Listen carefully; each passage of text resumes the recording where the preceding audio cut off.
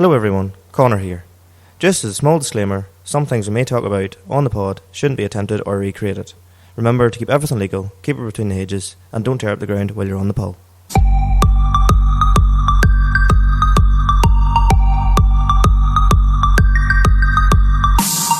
Your car's nice to drive though. Your car's a pleasure to drive. Golfs are so fucking nice, I will admit. It's so well. It's like driving my Amarok but low and fast. If I was totally going to get in, it would be faster.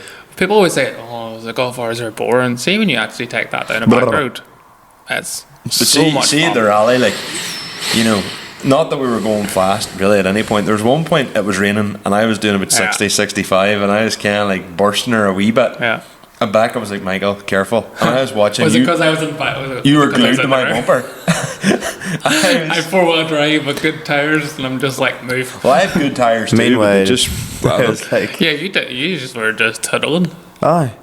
I thought you would have came after us. Aye, so did I. Well, we were having fun, like. Full car with shite coilovers. Full cars. Well, I had a full enough car too. I had full cars. Well. You've both good coilovers. PCs. Oh, he's diagnosed the knocking as a top mount on mine. So. Sounds like a top mount. Only happens when it's dry steering. Which means whenever it's That there full lock.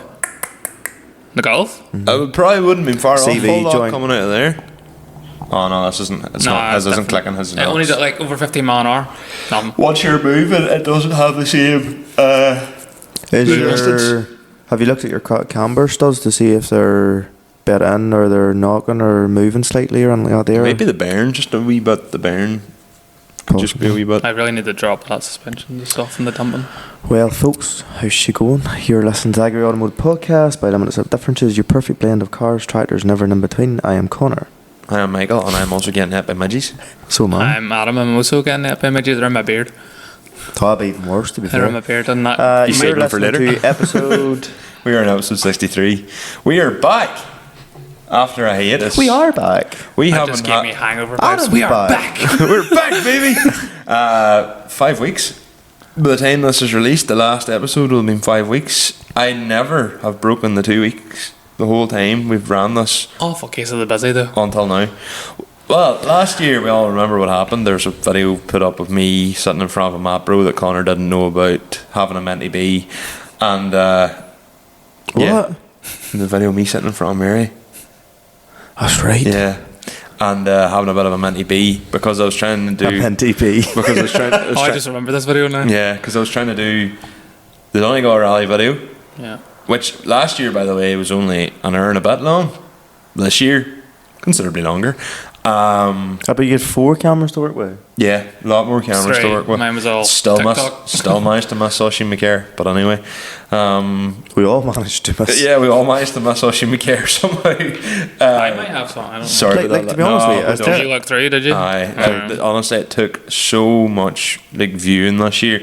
Last year, I tried to do the pod and the video, and then like last year, I was away this year as well. Like I was away for the 2 weeks, like after the rally. So hotel internet signals were useless. So whereas last year I was like, no, gotta get it done this year. I just went, nah. It's just the Donegal rally video does us well, and then based off the hype of that, then launching Ahio, their own Ahio, it kind of like brought the crowd to us. So look, we're back with the podcast and we're here now for the foreseeable again. But yeah, Are we, Michael? probably. These Good things to be happen. back. These things happen. I tell you one thing, came in here last night because we've Caitlin O'Loughlin on as our guest later, and came in last night and just looked in this place. Literally looked like a barn find. Like there was just shit sitting I know. everywhere. Look at that Sierra sitting there. Phil Kenna was the last one here. Like his donuts were still lying. His Coke cans That from the last. wasn't the day or yesterday. Is that those donuts or Yeah. something? Shut up, They were, they were deadly. Like. It's like we're all like, we're just started the calorie count. All the Coke cans are all sitting lying here. They're not even opened. Oh, they are. Are they? No, they weren't opened. We didn't open them. Right. I haven't had a And Krispy someone Kreme in didn't years. tell me that.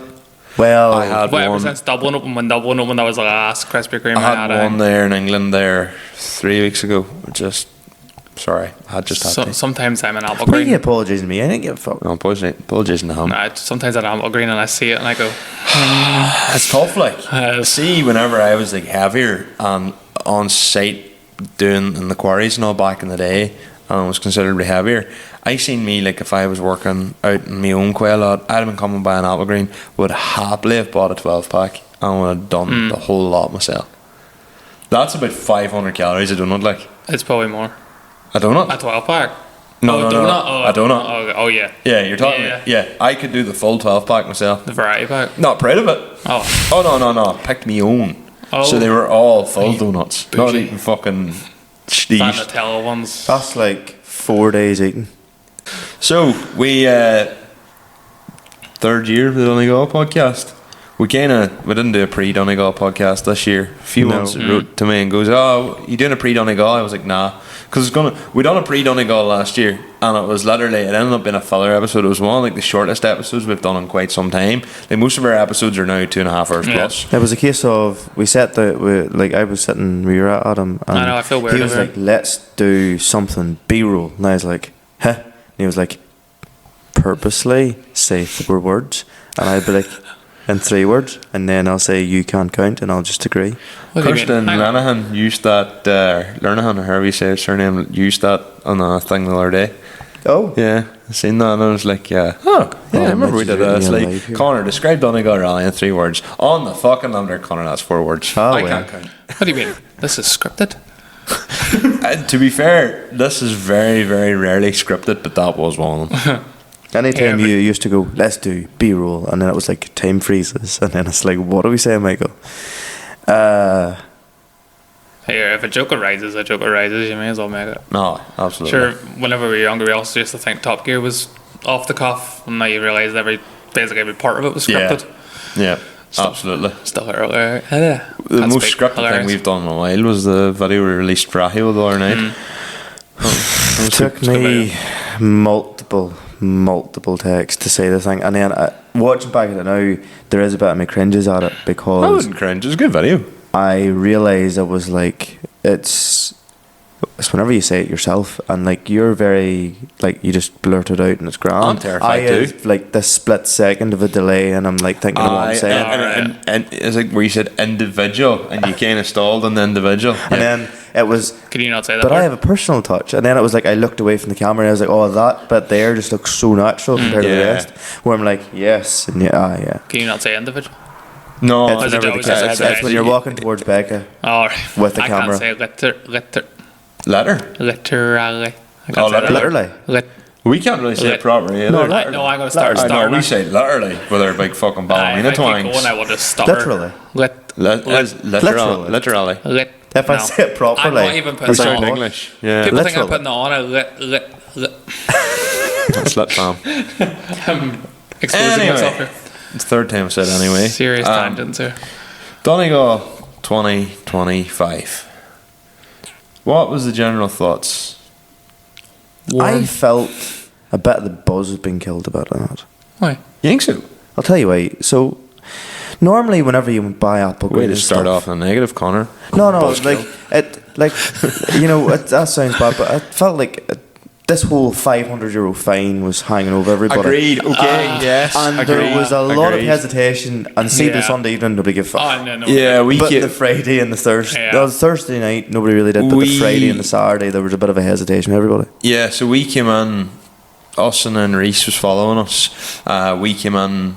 We done like the weirdest route to Donegal ever because we'd stop on alleys to get a data logger for my car, I did not.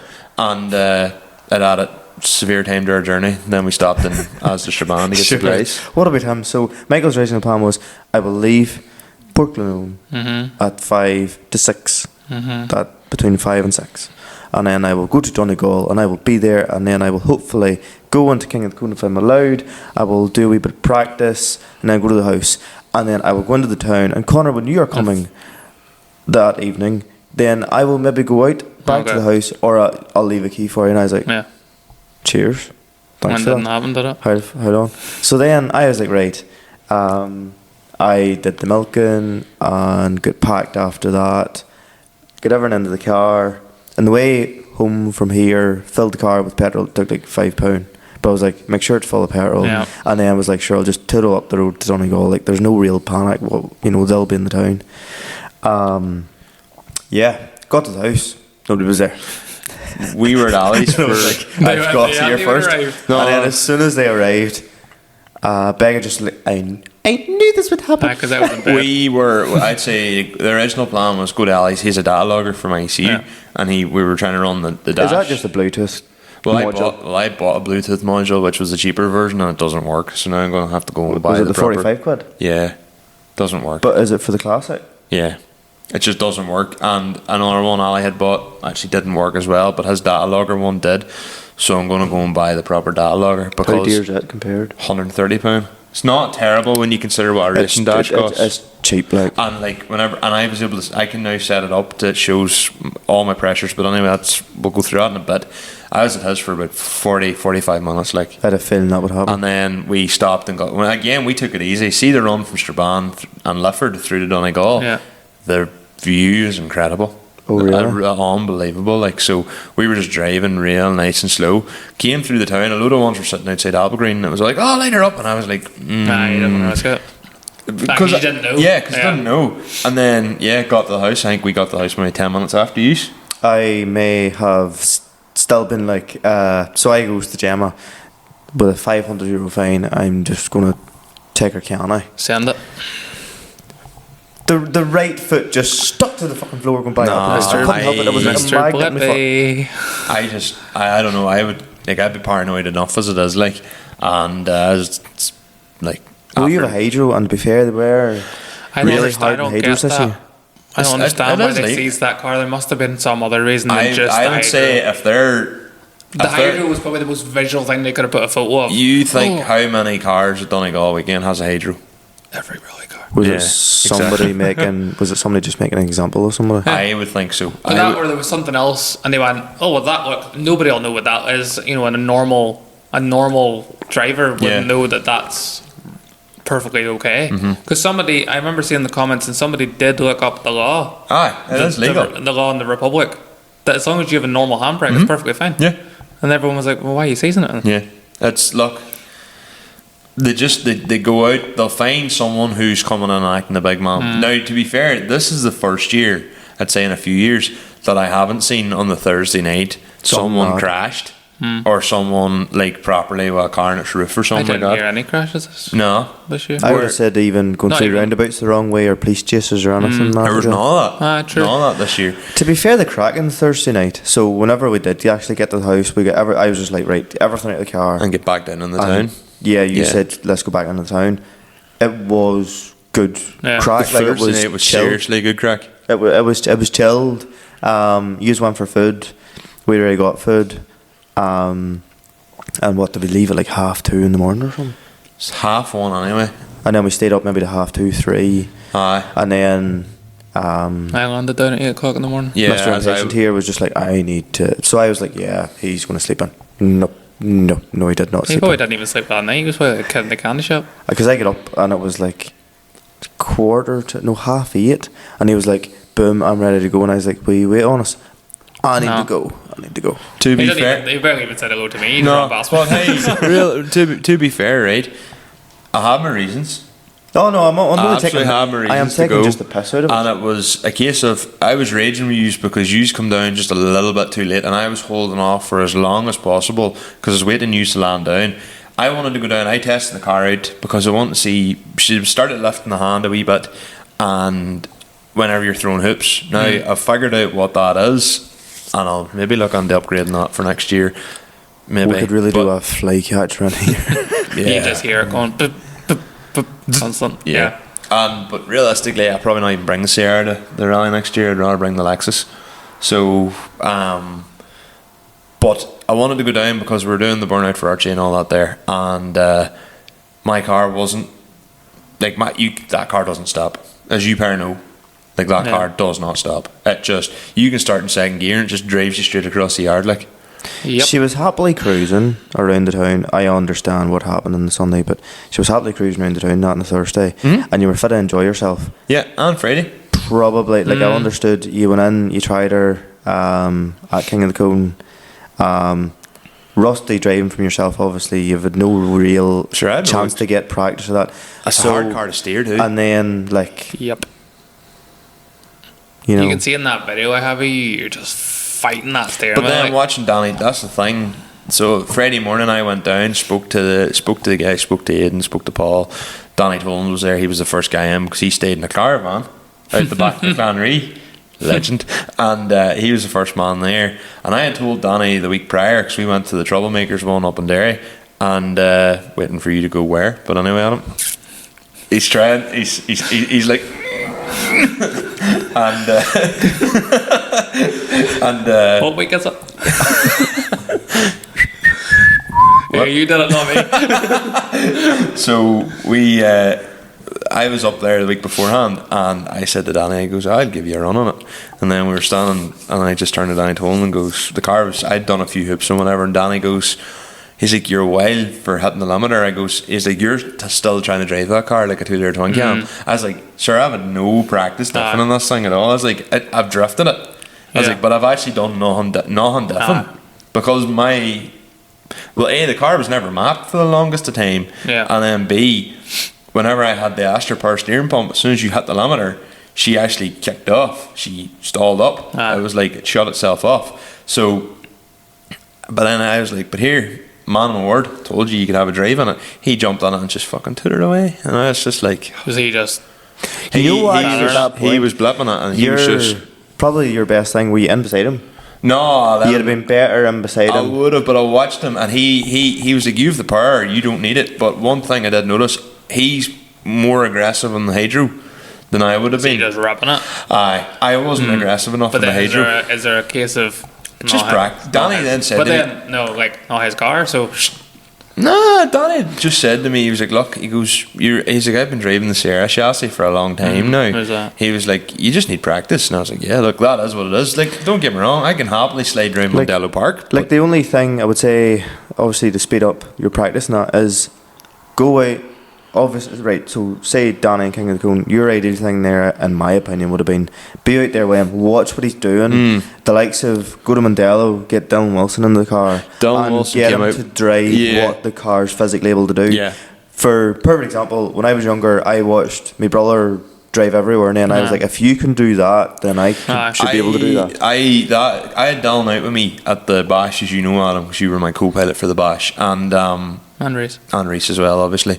But I did take Dylan Wilson out with me around, and Dylan like pointed out some things to me that I was like, fuck, I never thought of that. Yeah. Then it was like a case of, it's like, you should actually let Dylan drive your car. So the next bash I do will be the winter bash. Okay. I want to go and do it. Retro stock is the same weekend as my wedding. Otherwise I would have done retro stock. Be there. Beware. Winter bash. It's savage crack. Like, What the date bash is is it? good crack. I think it's like it's the first weekend or the second weekend of what was that? Some bug up there by the sounds of it. It's the first weekend or the second weekend of December. The second weekend, I think I'm Probably at a for concert December. party or something. Concert. Oh, you've do Johnny's, haven't you? I can't get a £20 Airbnb this time. No, I might just have to do Hotel Amarok. If it's the first weekend, We'll bring I'm an air. not cuddling you. We'll just bring an air matters. No, I have one. Two of them. Two How much single room do you think there is in that Amarok? All right, but fold the front seats forward. Well, mine's designed for the back seat. Fold the front seats forward. Put the air mattress over the top of it, and we'll be sweet. Not spinning you. I don't know what happens with Reese. We'll just strap him to the roof. I'm but not spinning you. We'll see. So, like, yeah, absolutely. The problem is when you have a car that you can only do 3 or 4 hoops in, and then, like, turbo petrols don't like being diffed. That is the reality. That thing will do. I'm pointing at the Sierra because it's literally behind the camera. Yeah. That thing will do 4 or 5 laps bouncing off the limiter in Mondello before she starts getting a bit warm. And even at that, it was only going to 100 degrees. high airflow, but And then I was like, oh, I'll pull back. Like a 1060, good 1060 is good to about 140. Now, I was seeing 100. This is the thing. I did start throwing her about. It's worth mentioning that my oil pressure sensor may or may not have stopped working the week of Donegal. So that ended up, we talked about this in the future, which is the past, because we had Caitlin on last night. We were talking about this briefly, whether I have it included or not. It was a night you were there as well. We were testing out the burnouts and stuff in the yard, and Conor's my laptop wouldn't take a charge, and the charger was lying in my house. Conor brought his laptop down, wouldn't start fast enough, and darkness was fading upon us. And I wanted to try and see what the oil pressure was. before it got dark, which we didn't really get to do. But the only thing, like, me and you went out and run the night before, and we got back to the shed, and the oil pressure in my car was reading less than 1 bar, and it was like, oh. But the car wasn't dayed out, and I had, like, allegedly maybe tested the clutch a couple of times, and she should cut out if she goes below 2 bar. Yeah, which she didn't. Which she did at the drifting, if you remember. Yes. Do you remember I was coming on the hydro, kicking the clutch, and the car stopped? Aye. Because I had to overfill the sump to get her with the oil pressure. Every time you came back in, you were putting more oil back in it. Mm-hmm. And then she was just pushing it back out. Yeah. Like. But you wouldn't want that for normal road driving. But for being on the limiter, and drifting in a controlled area, that's fine. So yeah, took her on the Friday, and the Friday was exceptionally warm. I held out for as long as I possibly could for you guys to get there, and then Paul McCulloch just turned to me and he was like, "Look, Michael, you know, we need to start the show, like, because it was originally supposed to start at 12 o'clock, and we were all standing there at 10:30, and car and all were just like, boys, like, the queue's mad.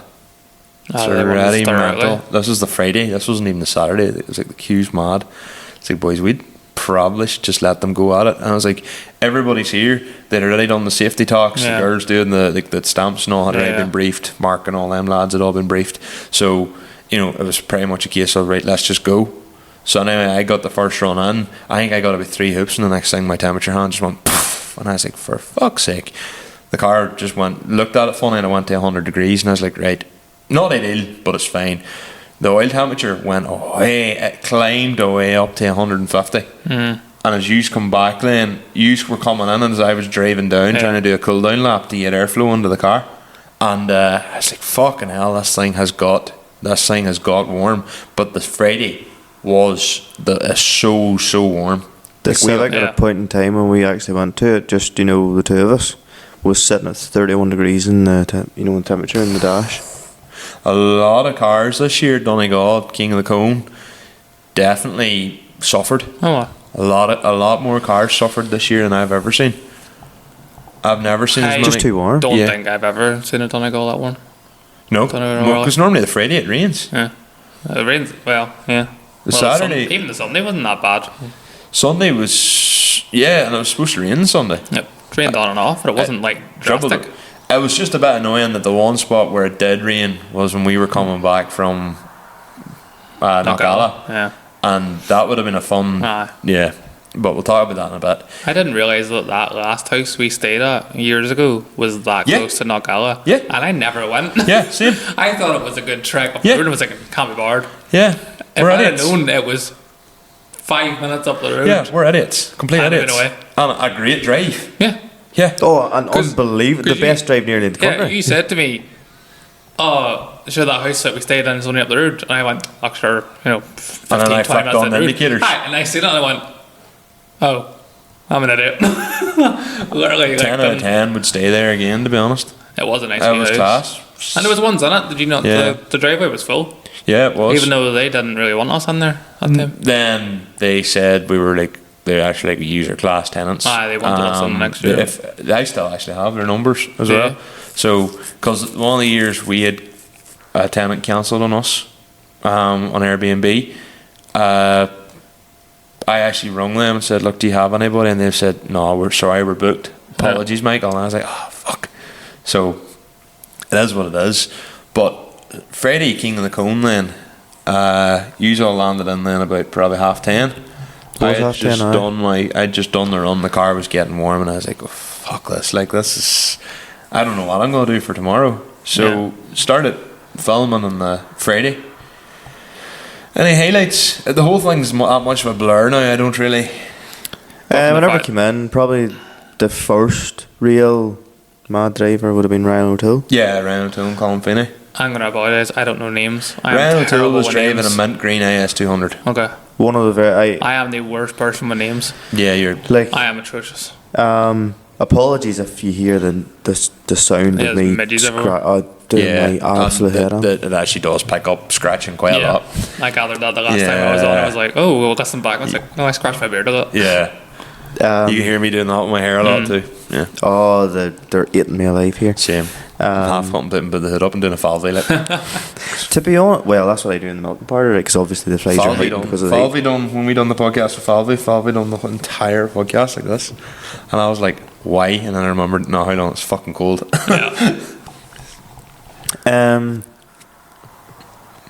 Friday, I don't know, like it was 100%, like it was just fucking warm. It was really warm. We filmed from 9 o'clock. Well, no, sorry, from half 10 to about 3. Three, half Then we were 3. like, We gave up. Like we couldn't cope.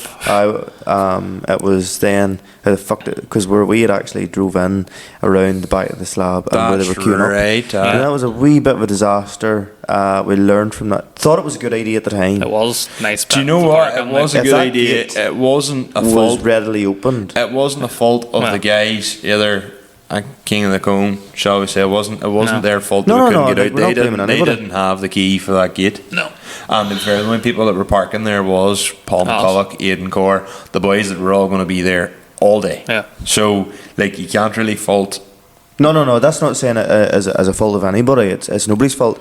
It was like, I suppose, like a perk of filming that we were able to be in there because you were beside everything. You weren't having to walk out. Yeah. It just happened to be that. Because we had everything on the back of the car. Yeah. You know, drinks and snacks. Yeah, which, hey, cheapest Donegal ever. Spent nothing other than the house. Probably, yeah. Spent Well, we had nothing. barbecue. Other than a few tins, like, and maybe the And evening your time. barbecue, which we'll just pay £10 each for. I have to say, like, that was That a was struggle. great. And you That was can great. cook, I lad. can only cook at a barbecue. No, you can I can cook. only like. cook at a barbecue. That's And manly then I though. brought 18 cans of Monster and we drank every single one of them. Absolutely. To be fair, they were fucking needed, like. And Absolutely. took 24 balls of water. I all will gone. say one thing. I feel like whenever you were there filming it, obviously in King of the Rings, you had a rough idea of more drivers. I don't fully know their names. I understand you keep in a lot more with them. Mm-hmm. We have a group chat like in Snapchat, like it's fucking great. Well, crack, like. You added me into it, and I have, like, with most things, haven't had a chance to really look at it. But like the level of driving, I would say, has definitely it's definitely getting better and better every year. We touch on this. No, it's totally like a fucking. It's not different anymore. It's proper Gymkhana. This is the conversation I had with you over the weekend. We do touch on this later with Caitlin as well. The diffing has slightly turned more into drifting. Yeah, it's like, well, Conor described it perfectly. Gymkhana. You know, it's all about sliding and just never straightening the car. Yeah. I know drifting, you don't straighten the car either, but it's a very different Drifting's style. like a point-to-point drift. Yeah, whereas the whole thing about, like, and we talk about this in great depth later on in the pod with Caitlin, where, you know, the whole thing about King of the Cone now is you go in and from that timer starts, you don't straighten, you flow the it's entire. like that. You just don't stop. Mm-hmm. And you watch the greats, and even and they like, don't stop. like, it's funny, even like ones. It's nearly now. You don't really see anybody entering that arena and being Shit. Yes. Apart from on the Friday, so defining moment on the Friday, at the start, I said to Cor, I was like, here, me and Conor actually think maybe doing a podcast on top of that big blue steel water bar thing, whatever it was. And Cor went, okay. And I went, what do you think, lad? And he just went, I don't know, lad. And I was like, look, we'll see. Anyway, I was standing in at the bar, and anybody who I knew, like, you know, like say Gary McInerney, Miel McStrava, Graham McGee, all them lads. Anytime I seen any of them, I came out onto the track. And they diffed around you. Yeah. Danny Toland as well, Dermot McShefford. I think I've all them boys on videos. And I was like, yeah, this is great, because it was people I knew. Yeah. Occasionally you got the odd person that I didn't know, but I had watched their driving in the arena for long enough. And then one run I was in, there was this fella in a red E36, and I had been standing there when he was on the track getting someone else, and then I walked off, and the next thing your man just came in full bore backwards and just sent the big fucking steel thing about 6 foot. Did it? And I was just I didn't like, see that. We didn't see it because we were having a drink. I seen it, and I just looked at it, and I just went. Glad you were standing there. And Cora then was standing beside me, and Cora just goes, "You're not going on that again." I went, "Correct." So after that, it was a case of you can stand, you can get away from a cone, but like that. There's I think Weird Ireland or some TikTok video put up.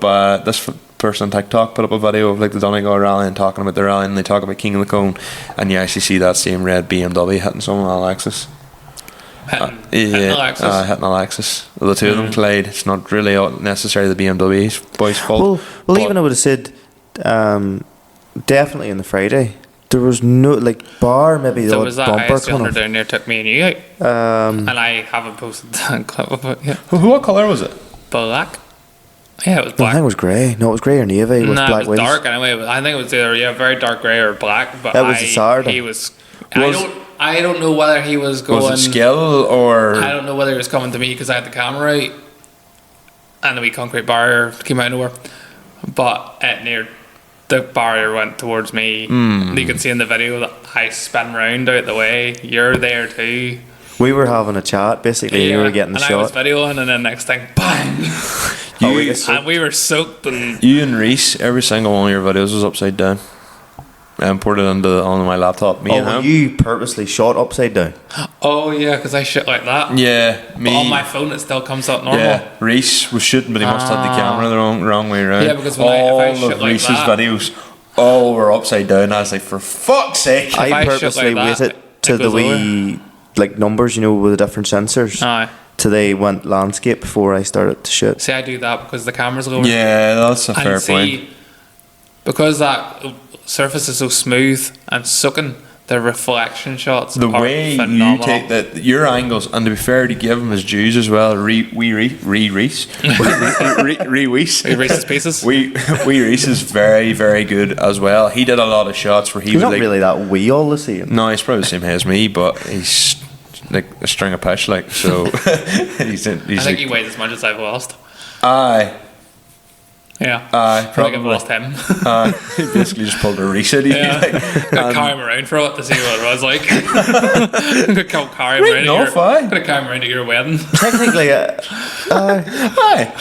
throw him up on your shoulders and be like, "This is what." I actually have a photo of weights stacked up, 3 20-kilo weights and a 5. Sorry, I know, tangent again. But Reese does this thing where he'd been like kneeling down because he's like 22 or 23 and his knees haven't given out like the rest of us, and he stands up and like the way he does the angle zooms out over the whole place. It looks really good. The way you've done all the TikToks as well look great. Me and Conor's very much just no. Sorry, this you cringe me out the way you're videoing at times. You are. I'm like, you literally have 1, 2, 5, and 10.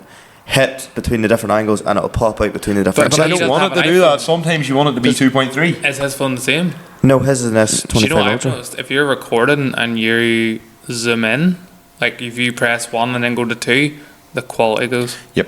Previous years of Donegal, like say even going back to 21 or 22, well probably more so 22, like because you're filming on it and you're enjoying it, you're doing it sort of because you want to make the video and that. Yeah. You're there to 3. Yeah. And you're constantly all day.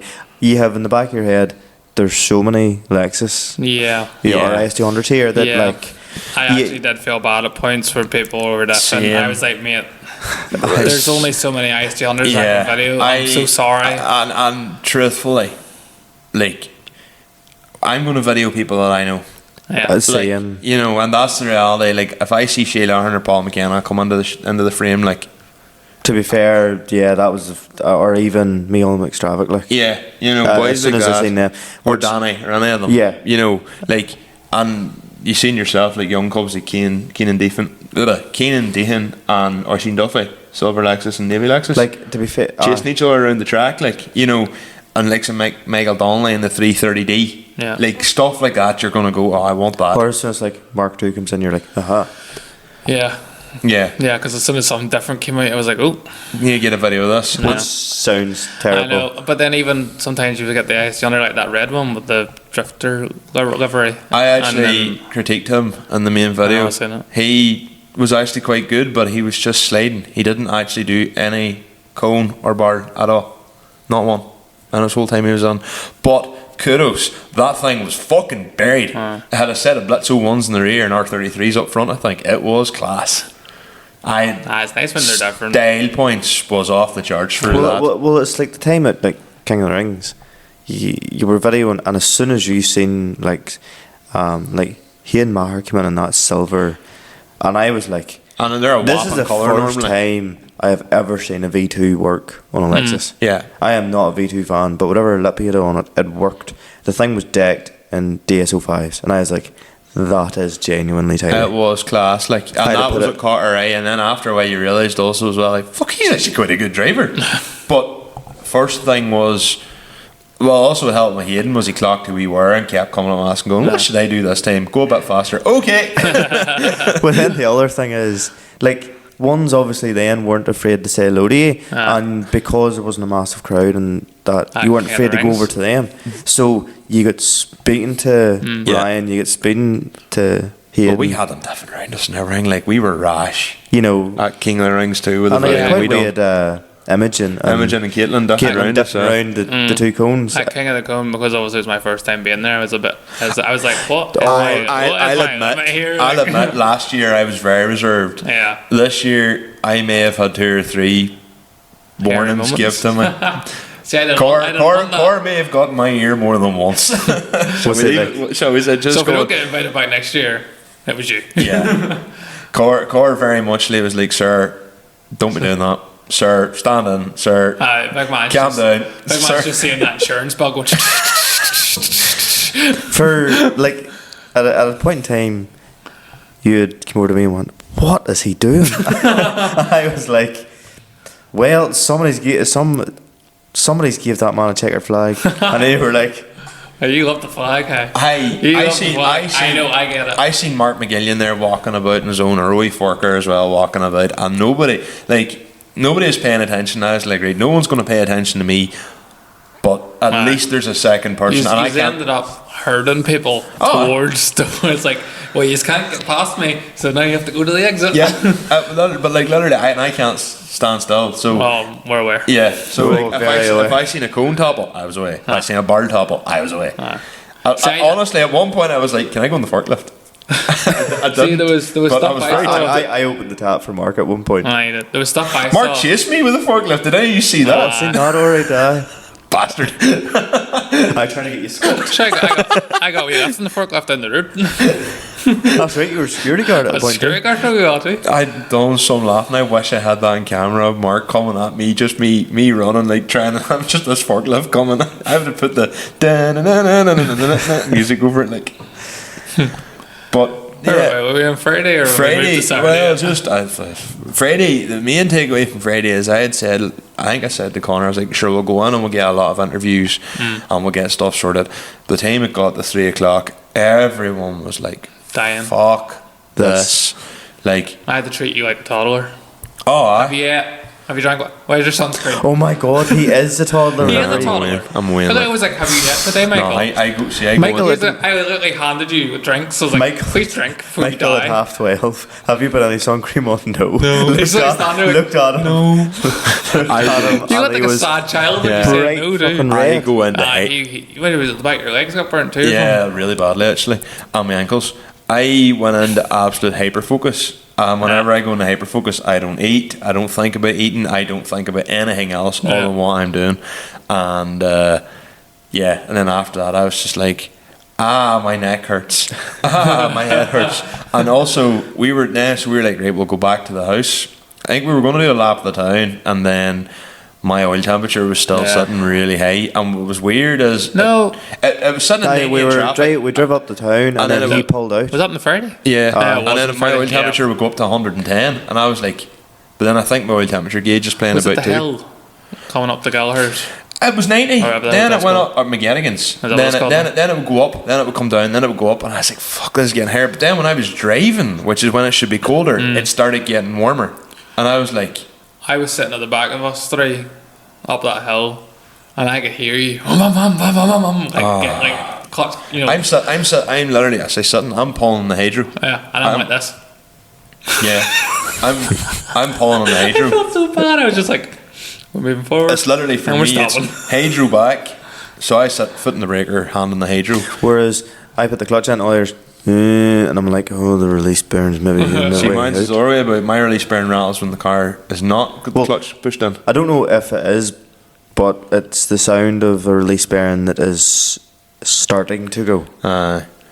So I was just like, keep the foot off the clutch at all times. And just see my car when I say it's really hard holding that brake. It was really difficult.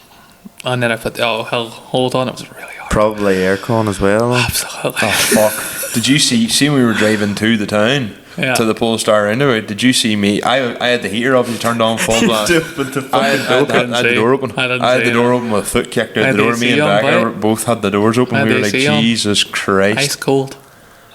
I mean, my fuel was going. Well, my passenger side window regulator doesn't like to work half the time. No. So we had only the driver's side, and then I was like, fuck it, it's just to be dry all day, sure, stick it down. And then I was like, oh, it's still going up. And then it didn't. And then the Sunday it didn't. Yeah. And then I was like, oh, for fuck's sake. Speaking of opening the doors, do you remember whenever I used to sit in the port in the Lexus and the manifold runs up your left leg and I had no heat shield, full straight through 6 branch, and I used to sit in traffic fanning because my left leg was so wet. Yeah. Well, my left leg is like considerably more beefed up than my right leg because of that fucking paddle clutch. And like, as you say, all you can hear is me bum bum bum bum bum bum bum bum, and like felt really bad, so I did. Did you fuck? No, I did fuck. We got back to the house Friday. That was good. I knew you were turning up for the house, and I went, I'm okay with this. I can't be fucked anymore. It took me a minute to realise. I was like, where's he going? Then I realised you were back. But I usually said, look, I'm away home. But I was just, what happened then was we got the message when we were at the house. What actually happened was I may have, remember I said the temperature went to 100 degrees in the car. When I was driving out of the arena, there may have been a bit of vapour or steam coming out of the top left-hand side of my bonnet. So anyway, I cooked about 2 litres of water in the car and she never lifted the hand after that again. So I was happy enough. And then drove down on... I fucking knew something like that had happened. Because he had about 2 litres of water until the following morning. I was like, that didn't use any water. Not that I'm aware of. No, that didn't use any water. Is that 2 litre bottle or something? Reece, can I have more of your cone? And so that was alright. Then went down to King. But the thing is, went down on the Saturday morning, then went down to King of the Cone again. Danny Toland was the first car parked there. I felt so bad. All the rest of the lads were all parked up, like in the boys in the group chat were all parked up waiting. Did you drive past them? Aye. You asshole. Drove by them, went and got the jack on and pulled up, got the jack up, the wheels off, changed everything, went round, parked and just had the car sitting waiting. And then the next thing, everybody else pulled in behind me, and I was just like, so it was me and Danny Toland again out together. Am I the asshole? So Becca jumped in with me, and I have to say, when I started throwing around the following day, the temperature hand took a lot longer because I was watching it on the wee data logger. The temperature hand, she got to about 95, and then the oil temperature. But there's the other thing I noticed. Any time I've ever seen a turbo car that is actually starting to warm, they just drive second gear right round the full edge. You just stopped, and then you took it in first gear a wee bit, and then you stopped, and then you took it in first gear another wee bit. That was me trying to figure out where to go next. Oh, because it looked like, if she's starting to warm, why are you not driving around trying to get the airflow in there? Because what I actually did was I took her out and then drove down the road and back up. Aye, but still, even while you were in the arena, I was surprised you didn't drive around the full. I was thinking about it, but I just drove out. No, because I was like looking, going, what do I do next year? What way do I do this? How is this? Because I'd never done the King of the Cone track before. So that was like me trying to learn it, basically. So, but the car didn't heat the same way, and I was like, right, good enough. I'm only going to do one run this morning because I wanted it to be good for the thing later on in the afternoon. Saturday then, I would have said, was much the same. I was very thankful of Reece and yourself, because me and Conor then went off and started interviewing everybody. And we kept filming. And you kept filming. So I had like a load of footage from you guys, which I could put in between us doing the interviews. I was then using your footage. For that. Well, not mine, because mine's all. Well, Reece's. Mine's all for TikTok. Yeah. So using all of Reece's footage. Yeah. And then, Jesus, we interviewed so many people. No. You interview so many people. I have found, right, obviously, Michael has the downfall, he's not very patient. Mm-hmm. He doesn't never noticed that. And see, whenever he's behind the camera, he does not stop talking. Like, so I gave it the way I looked at things was, right, you interviewed, who was the first one that you interviewed? Shit. IS200. Grey one. Grey one. It wasn't Jake, was it? Jake Alexander. I'm not entirely sure, but you did the first interview, and then I was like, oh, Dion is the next one. Yeah. I know Dion, there's a bit of rapport there. I'll try and do it. So I did a similar sort of angle as yourself. Opened the door, you filmed through the window. Michael, as soon as I opened my mouth, he opened his mouth. I forgot that I didn't have the camera. And then I was just like, I didn't have a mic. I had a bad call on my behalf. So whenever I seen that, I just went, no, fuck this. I just I just let him tear away. At the same time, he is a rapport with a lot of the drivers. The only thing is, it sort of helps. So then, like, we interviewed so many people. It's mind blanking to me who the first person was, but it was. We did Nathan after that. We done Paul McCreary. We done Dermot McShafferty. We done Craig Brown. No, we didn't do Craig Brown. We wanted to do Craig Brown. Did Jay Craig Brown didn't want to be interviewed. Yeah. Did Jay Kennedy. Oh, it was Gareth Smighton. That's who the first person was we interviewed. Whole way around, Imogen Mason, Keenan Dehan, Oisin Duffy, Michael Donnelly. If I could do it again, I would definitely have got out of your car for the 2 seconds, and I'll get a photo. I'll get the Mickey Donnelly one where it's the one Michael, with Mickey Donnelly was very good. And then you see the car, they're talking about the car, and you can obviously see it to describe it. What's good about Michael Donnelly's car is, and I shouldn't be saying this because his head will go fucking massive, but like, it's different. It was a 330D, so we were talking about, he was saying, and you were zooming around, whereas if you'd have done that with Keenan's car, like, the only difference in Keenan's car and Oisin's car is that one's silver and one's blue. Doesn't matter. They're both at the same TTs, time, they're both. Anybody watching that would then know their car. That's true. I don't mean that in an insulting way. What I'm just saying is, like, you can do you're never that, trying to be insulting. But every Lexus, like, sort of, copy and paste. Within reason, they're kind of hard to do. Within reason, like, copy and paste. They're all similar to each other. Like, I cannot stop scratching. Those cars are serving a purpose. Here, I don't care what anybody says. Right. What I will say is, if I'm standing interviewing someone, the last thing I want to hear is some cunt key banging their car. I said that all weekend. I was like, as if nobody's ever heard that as before. If no one's ever heard an At the same time, fuck, we were doing that 10 years ago. Like, go back 10 years, we would have been the ones doing it. Well, no, your man, the red one, started it. Then he told me and Chris, looked at each other like, so we're going to go back to our cars now, are we? that was 2016 or 2017. Just destroyed the place with his. And then mine absolutely hated life. And Chris sounded like absolute anti-lag, like it was class. Chris was shocking, like. His was like bang, bang. And then mine just go starter just. I don't know if it was the starter or the fact that it was automatic. Automatic Lexus. That's only now you'll admit. I always made fun of it. No, you didn't. No, you could not take a single joke. Did you never see the post I put up about the? It was something like, out yourself about what's wrong with your car, and every other thing that I put up was the fact it was automatic. Yeah, but then you kept going, I actually don't mind the fact it's auto. Apart from the fact you never drove it in auto mode, you went low, second, third, D. That's the only reason why I didn't mind it being auto. And you had a longer first gear and a longer second gear. That was the IS200 diff. Yeah. Because me and Chris raced in the... I mean, we didn't race. Allegedly. Raced into Kenny that year, and Chris looked at me while I was still pulling away from him, and I was like, mate, I'm still in second gear while you're pulling into fourth. And his was a sharp car. It was a fat car. It's because I didn't have to change gear. But what I will say is, because we talked about this with Gary Kerrigan. Gary Kerrigan has the worst luck. Now, he's also shocking ignorant. But Gary Kerrigan is a red over black twin cam. Done about 4 hoops, and the radiator burst on him. So Josh Larry had to come down with a radiator. And the whole idea, Gary was one of the boys that was doing the thing for Archie. Yeah. So is that the one that was absolutely slammed? No, that was Aaron Gordon's. Okay. Aaron Gorman's. He dealies that. That's cool. Yes, and it is decked. It is. And he's like 6'7", crammed in dead on cam. He is a fucking pilot. I mind pointing the camera to him when we were doing the live stream.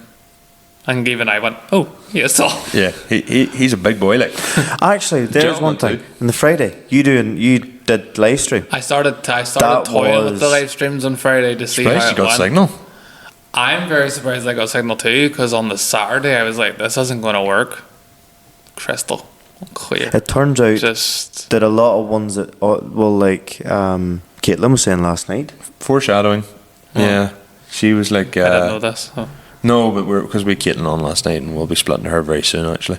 Because of that, she was like, oh yeah, she's like my whole family was watching. No way. Yeah. You know, is that that's so actually nice? really happy. Yeah. Because I just did it on a whim. They I had ran it up out on the of- TV. Oh, go away home yourself. Yeah. Aye. They were watching Oh. and they were on the edge of their seat and all that, for it. They were like, it just goes to show you. And they don't give one fuck about it, typically. I mean, when it's Yeah. family, like, it's a different story. They all thought that was a class. Like, sure, we got like 800 followers in an hour, and Oh, then we did. haven't had. I think we've I got know, like but it five was an hour and a followers. Five followers since. 5 followers since. We did, because I remember watching it refresh and it went 18,000 and went 18.8 or 19.8, whatever it was, and I was like, holy shit. Yeah. Because literally you went into the followers, it was 1 minute, 1 minute, 1 minute. The highest views in there was 2,500 at one point. There was not like 30,000 views or something. 26 or something overall. It was pretty intense. What do you call it? That's actually made me really. I don't know. I'm glad I did So that. it just goes. You never would think of The only that. other reason I did that properly was because my phone ran out of storage, It was a good show. and I went, "I'll just live It was stream a this." really because they were actually talking about doing it as well. Yeah. They had said, and then I was like, I sure, mean, we I will bet a part of me was like, should I be doing this? Should they be doing it? Should I be doing it on their phone? Should I be doing? And then they I were was they were happy for us to do it. Well, So thank you for letting me. 'Cause Yeah. Well, I mean, it gets them publicity. Yeah. And then I suppose you could argue we are the media to an Well, extent. yeah. Because then I put up a post afterwards. Thanks for watching. This is still on until 8 o'clock the next day, and because obviously we gained 100 The followers. Friday was more mental this year than I ever seen a Friday, and the Sunday we weren't up on the Sunday. The Sunday was more mental as well. The Sunday was actually they did the trophy for most ignorant person, like rashest bastard of the weekend on the Sunday. So everybody was up going for it, like. Toland. So it would have been good crack, but King of the Cone itself then. So Queen of the Cone was first. Yeah. Some final. I mean, we talk about this all with Caitlin later, so we can glaze over it. But you do love to see the woman's standards really pushing on. I would say a lot of nerves.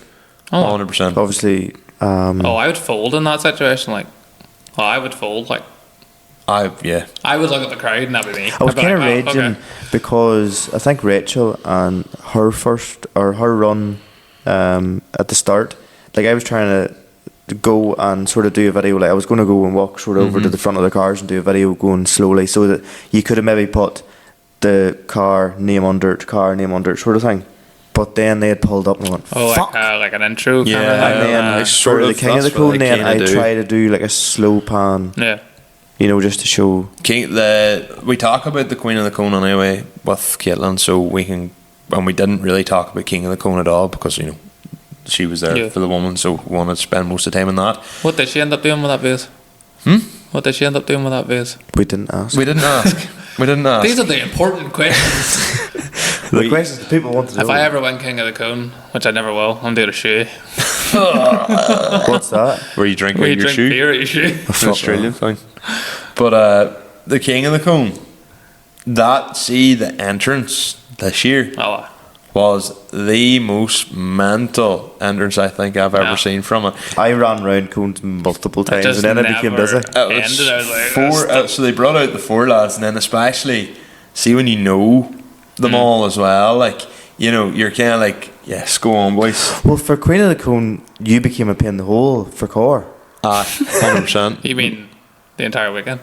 By the sounds of it, Yeah. it's European, the whole core. It was Why just not man a beer from it? it was only because I stood out. Admittedly, I stood out for Rachel to death room me, well, and then the next thing Emma came on after, and I was like, well, I can't. Well, you can't control what people do. And then I was also thinking, right, do you know what? Like, I really want to try and get a lot of media focus on the woman here as well. So, look, here, it is what it is. I can see why Aidan was like, Michael, you need to stand in. Don't, because like, he was probably sitting thinking, fuck, he's going to have everyone drift around him. That wasn't the intention. That I was standing there going like, yeah, it's great for videos, but I really shouldn't be here. Yeah. But whenever the lads all came on, it was like, holy shit, this is chaos. I seen Donald stand at a cone and went, I want to stand at a cone too. Said I did. And then whenever actually fella in the red Lexus Jamie came Sproul. in, he came in, I was like, oh, he'll maybe different, and then he did start, and I went, oh, I'm nearly in the fucking road here. So then I started walking around the cone. He started chasing you. And then I was like, I need to fucking run around the cone. Then I put my head up and went, whoa, holy fuck. Does it, did and you? I was like, I need to sort of stay close. I never got different once. I didn't want to get in the way of it. That's why, well, you're up the top. But you were sitting on the concrete slabs. Then you told me to go in the middle. Yeah. Again, that was me. I didn't want to. Well, we were the same as that last year, and admittedly, I'll probably adopt that approach again next year if Aidan has me back. But we, like, last year, like, you know yourself, Conor, when we were getting diffed around, it was like, holy shit. This year, you're kind Was it Ethan? Oh, who had the S14 last year? Josh Crozier. Josh Crozier. Like, he'd on the burnout and then he diffed around us. Yeah. And I didn't realise he was going to do it, so I was like fucking with the wrong camera angle trying to get ultra wide. It was a cool feeling. I am not going to lie, it was a very cool feeling. You have a class photo, I'm pretty sure, of him doing a burnout with the steering wheel out the window. Yes, Yeah. which admittedly his girlfriend, I said it on the poll last year that I would send to him. You still haven't? I still, it's one out of my head now. You know. It was like last year was class. The driving again this year. Last year was a deadly run. They changed the rules a wee bit this year. Yeah, it caused a bit of controversy. So basically, they I know you're did about a red ring, wasn't Yeah. it, around the cone, so you could touch the cone as long as it did not go out of the boundaries of this Yeah. small So bit of space. it used to be the OGs will remember the king of the cone used to be that you had a circle round the cone, and you couldn't touch the cone and you couldn't go outside of that circle. Yeah. But the circle was really really close to the cone. It was tight. So the whole thing was everybody came up really slowly, and anybody that typically done a big slide entrance was coming out and then going past the cone. Yeah. And yes, it got through the top 16 admittedly a lot quicker. A lot of it was quite anticlimactic because the final would have been lost maybe in the first loop. That was the way it was done for years. Then in 2023 they changed it to the line.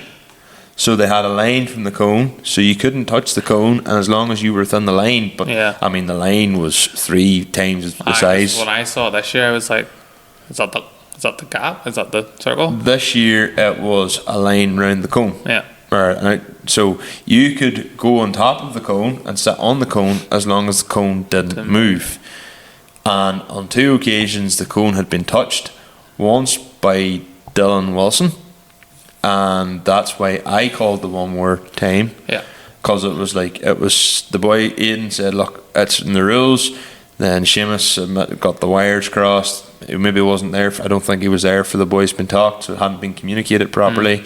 So Seamus was like, no, he hit the cone. Yeah. And then I just shouted, I goes, do you know what? Because me and Paul McCulloch had both said on the Friday morning, if there's any controversy at all, run it one more time. It's the fairest way. I think it's the fairest way to do things. If there's anything, it's like, right, you won, go prove yourself again.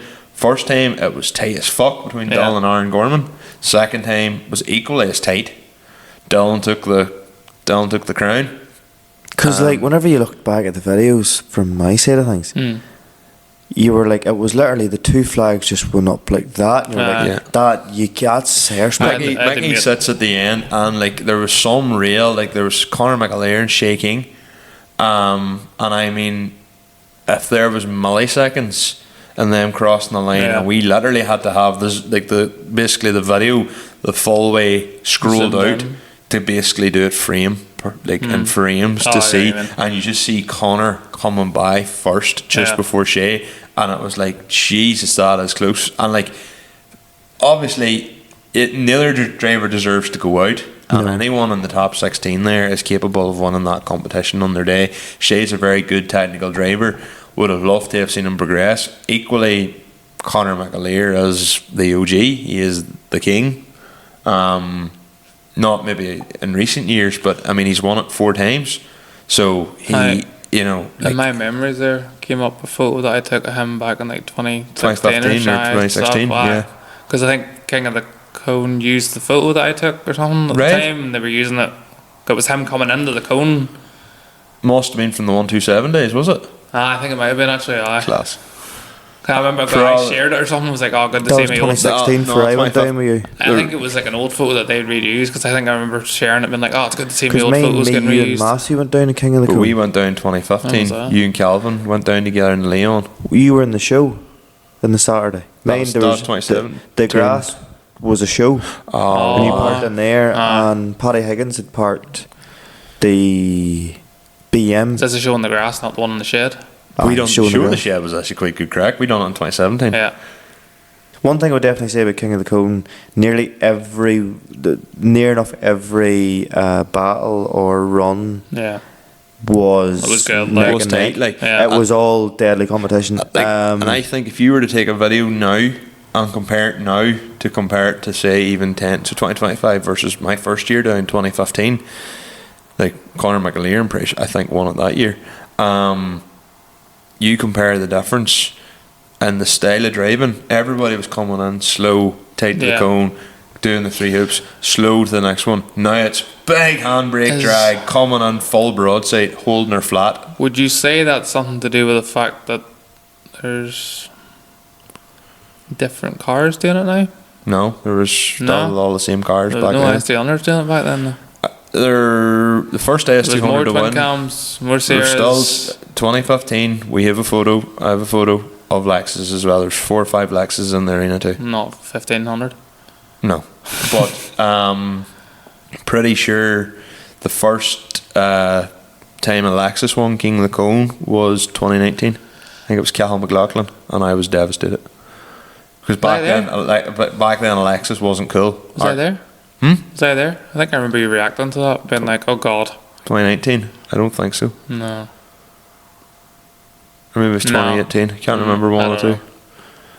Anyway, what were you saying, Strike Connor? The other thing I would say, my takeaways from the King of the Cone in general, like congratulations to Dylan for winning it. Mm-hmm. There was only one man who should have won it that weekend, and as much as I respect Shay and big fan of Shay, given everything that happened, Dylan was one of Archie's closest friends. Yes, There was no one deserved to win King of the Cone more this what weekend. I definitely noticed in regards to over the variety of the runs, like Dylan seemed like he was sort of half like unbeat, like you weren't going to bet against him. Shay Larn, the fastest man around the cone. Shay Lawhorn is The genuinely. fastest man around the cone. He had that final one Yeah. only he touched the cone. Yeah. Like whenever you seen it, he was half a cone. You know, he was half. What would you say? A fucking whirly Lap. burly or Yeah, he was Lap. half a hoop. Yeah. half a hoop around ahead because it was like he was driving into it. Aye. Whatever Aye, I way remember he you was works. talking about that in the video, that it's almost like there's just turning. Yeah. Right. So Ali McClellan, we were chatting about this. Ali goes, he's actually the way he drives, which is actually quite hard to do once you know what you're doing. He's like he diffs like someone who doesn't know how to diff. When you first go to diff, the first thing you'll do is put the car full Yeah. turn round Yeah. and sit like that, and that's not how you actually do it. The idea is you can literally let go of the steering wheel and the inertia pulls the car around itself. Whereas Shay is turned in all the time. Everybody else is an opposite lock. Shay is turned in. I don't know how he has his car set up to do it.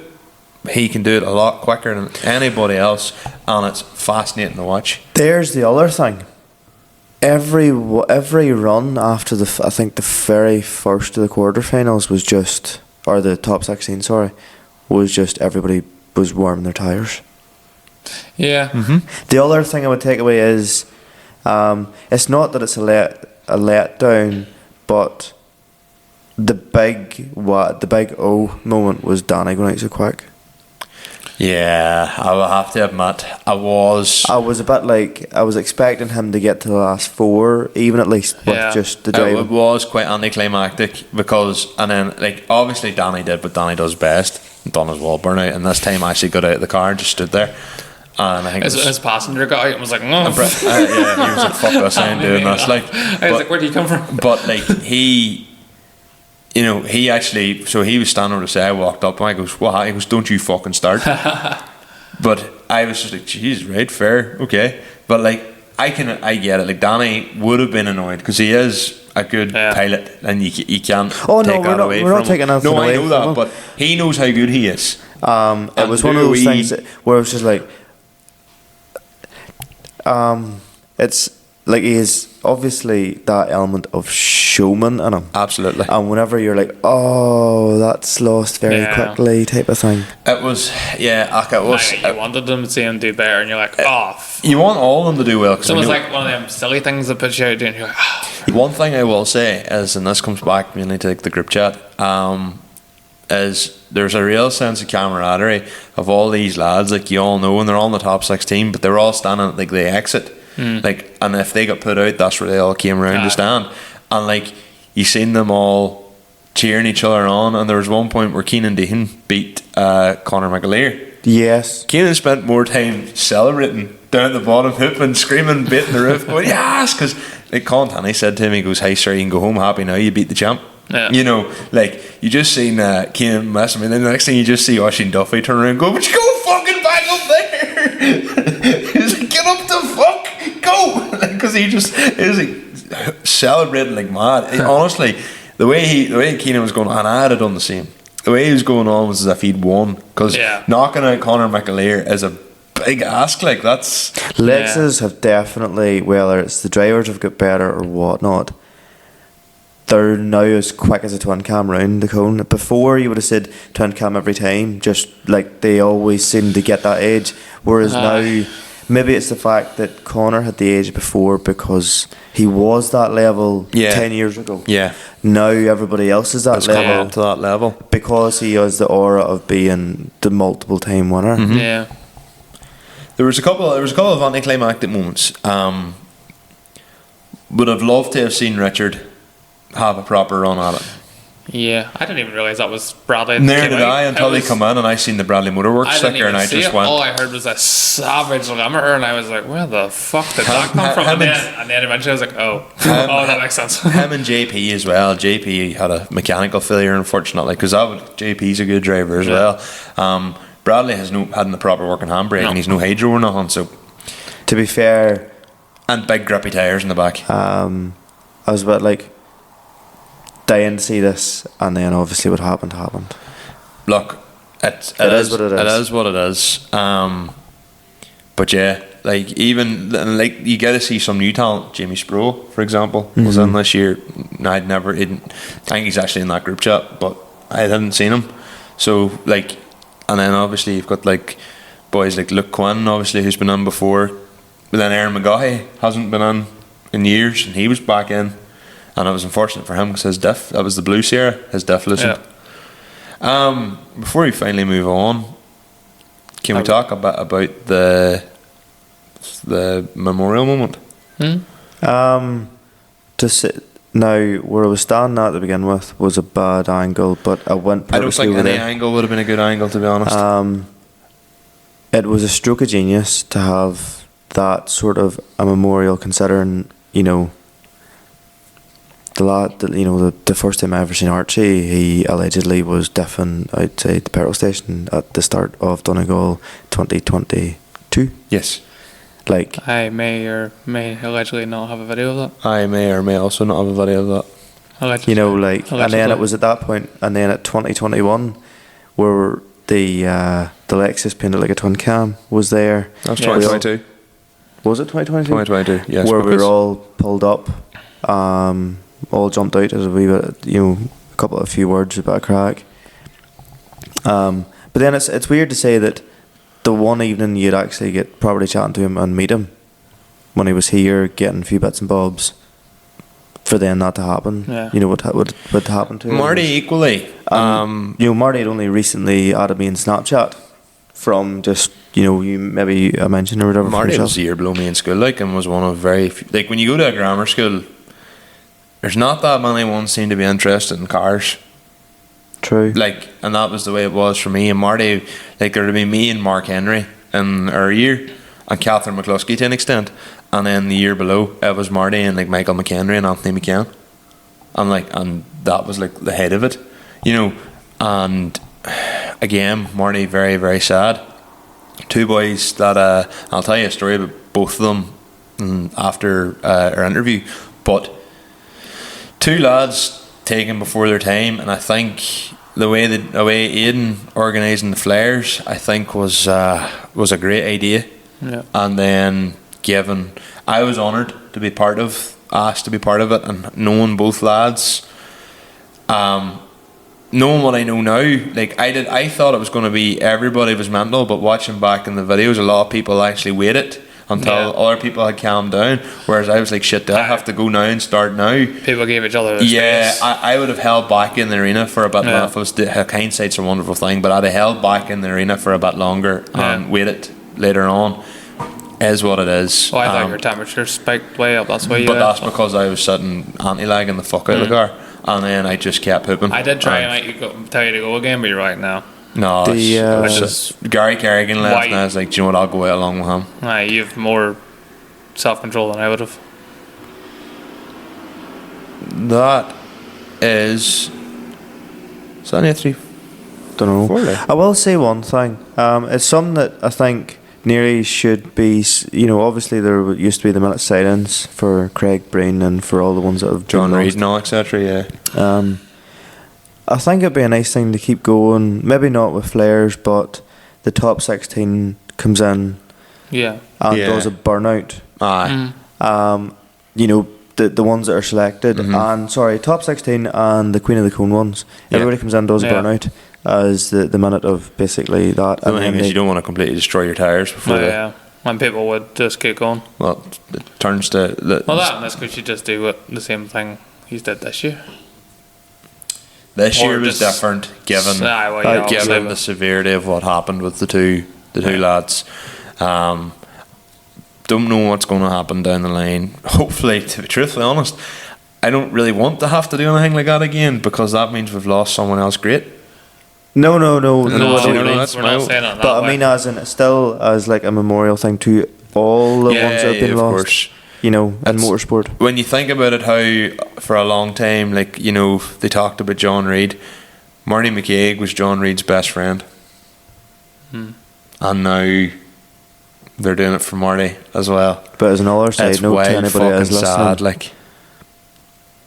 sad, basically, a problem shared is a problem halved, and you've no idea how good something is to say, no matter what your problem is. You don't know what's going on behind closed doors, and there's a lot of people there fighting a lot of hard battles that nobody knows about. Correct. And that's we've all had bad days, but I think all three of us have had our own experiences. Oh, absolutely. Even last, I died to disappear every now and again. I'd be brutally honest there. The last 10 days, farming wise, has just I was in borderline tears on Friday just with the way things were going. But it's only because you obviously care so much. Yeah. Look, I suppose, how do we really come out of that? The only one thing I actually want to say now, and I might need to take my phone out just a wee second to say about it, because I'd rather say it now than wait to the very end. If fair enough. Obviously, before we're going to talk more about our run down to Ahio that the three of us are more or less doing. But the same weekend, what was the summit run that I've been told, basically, unfortunately someone passed away during the summit run last year. So the summit run is basically the a summit run show. There's loads of Mark II escorts, all the classic cars, rally cars and all that carry on would do it, and they would do a run sort of down around Fermanagh Cavan direction. A lot of people probably would have heard tell of it or that, but this year they're just doing the summit show only for Ahio not able to do it. Would have been doing it otherwise, but it's basically a charity run event, and it's in support of Parkinson's sport. And it's at St Aidan's High School in Derrylin on the 2nd. If you want to show your car at it, from 9 a.m, and it's open to the public from 11 a.m, and basically it's entry by donation of your choice, so there'll be a few prizes and that at it, and I suppose it's something just to keep it running, because I never realised about it, but I know Gemma, her father, would take a lot to do with it, between the run and the show, and he's always kept me going, you'll never be able to do the run in that car, you're going up mountain roads and stuff, and I went, but still, I'd try me. Type R? But Did alright. But Sitting around. the roads, some of the roads, like you'd be Sure, we honest, did a see 'em up disaster. that- That's a typical A road in Fermanagh. We did see him up in that Galway. Was die. But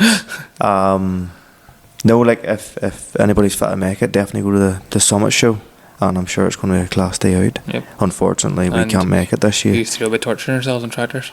Yeah. We'll drop on our sponsor with Conor here now. Michael, to be fair, I never actually asked this question before, but see if the Sierra did break, where would you Again. get bits for it? CDM Sport. CDM Sport? Yeah, so if I needed a turbo, because, that can happen, I would go to Conor at CDM Sport. If I need a clutch, radiator, pretty much anything, suspension parts, whatever, basically any drift spares at all. So what you're saying is it's a one-stop shop for engine swap cars and for the odd bits and bobs that you need. Absolutely. I just wish that Conor's shop was available 7 years ago when I started building all this stuff. So CDM Sport has kindly taken on the podcast as a sponsor, and in fairness, he has been very helpful with me even in recent times. I do think that it's a worthwhile business to go and see what Conor can do for you. So everyone, get on to cdmsport.life for all your motor needs. Thank you, Mike and Conor, from a previous time for that. We have our guest now. Our guest We're is... taking a brave out Not why break, did so you we look are. at me Aye. when you said that? I'm not your guest. You're going to morph. We have our guest now coming on. Our guest is the 2023 and the 2025 Queen of the Cone. Michael No. tried to get Caitlin on in 2023. Yeah. She said no. She said no. Michael So, tried to interview Caitlin in 2024. She said no. She said no. Third time's a charm. So if you be persistent, I'd have said no again. people continue to say no until they say yes eventually. But we got a third time lucky. I just keep annoying people until eventually they just go, right, fuck you. I have to say, Caitlin was savage crack. The only annoyance I have is I didn't get into the farming sooner Aye. because Very interesting. no has savage knowledge about it. Yeah. I may have told him to shut up a many I times think I followed her on because he Instagram today. tried to Yeah. butt in so many fucking No, times. I was only going to add small bits to the But conversation. your small bits turn into 10 minutes, lad. Not in this case, they wouldn't have. But, But anyway. that's a rare case. But anyway, So yeah, without further ado, Adam, you're going to now morph into Caitlin. Bye-bye. 3, 2, 1. play Sure, someone commented in our one there was a video of the girls' final, and he commented two classy gals, and or two classy girls or something, and his username was like fucking User 35768. aye, and no profile, and I was burner no, accounts. it was actually a stupid username, whatever it was, and I I never replied back, but I was literally like, sir, you're as classy as your fucking username, like. But you're no matter what, you're gonna get hate. Like you just 100%. We'll get into that in a bit, and that's probably as good a way to bounce into the podcast because we've been sitting chatting here for the last hour and a half, if not longer. farm tour. So this week we've got Caitlin O'Loughlin, who is this year's winner of Queen of the Cone. Well, hey, congratulations. congratulations! Been a long time coming, in our opinion. Well, from last year, anyways. I And 20. took a year break. I won 23. That's right. Yeah. That's right, because we all talked about that in the pod. Yeah. So I was, I can't remember that far My back. duff left the chat last year. but we'll get in, before we get into that, we'll just go further back. So, Conor, you're better at asking the questions than I am. Like, So, how did you get into it? Or actually, what got you into cars to begin with? I was kind of always in the cars. Like at a quad from when I was like 4. That's my father's fault. That was the start of it. what quad was it? A wee Suzuki 50cc. I run over my own feet about 20 times. I'm like, sure they're like. I remember the 50s and then the 80s. The 80 when you got on to an 80, it was like. I went from a 50 to 110. And then I built a homemade ramp and I fell off it. That was Fun fact, I actually wanted a 50 when I was a wee and I got a pedal go-kart. See, no, my father, he's as bad of an influence, you see. My dad was the same. I got the quad and then he decided he won the quad, so he bought a Honda 450. Is that actually... Yeah, Oh, very good. genuinely true. And then I got the wee breeze that I still have now. I'll never get rid of it, obviously. But I can't wait to. That's one of the reasons for having Wayne's. Wayne gets a quad, I get a quad. They get a 50cc, I get a YFC 450 or a Banshee. Oh, you had a quad? I still have one. No, you had. Oh, I had a Raptor, aye. And then you swapped it for a bike. Not, yeah. And you didn't but like the bike? we're not talking about me, we're talking about Caitlin, so. No, to be fair then, God, we stagers in. I probably started driving when I was like 10. See, I'm going to assume, based on what you're saying, you probably grew up on a farm. No, we're not actually from a farm, but my father, he would have been a mechanic. They were big into stock car racing. My great uncles would all been at that there. Oh, but I Oma Manor, I drove a lot of before places Manor. are all closed down now, aren't they? But I was told I wanted to get into stock car racing. I was told no, that I'd kill myself, which is probably true enough. Like, so it's a rough old sport.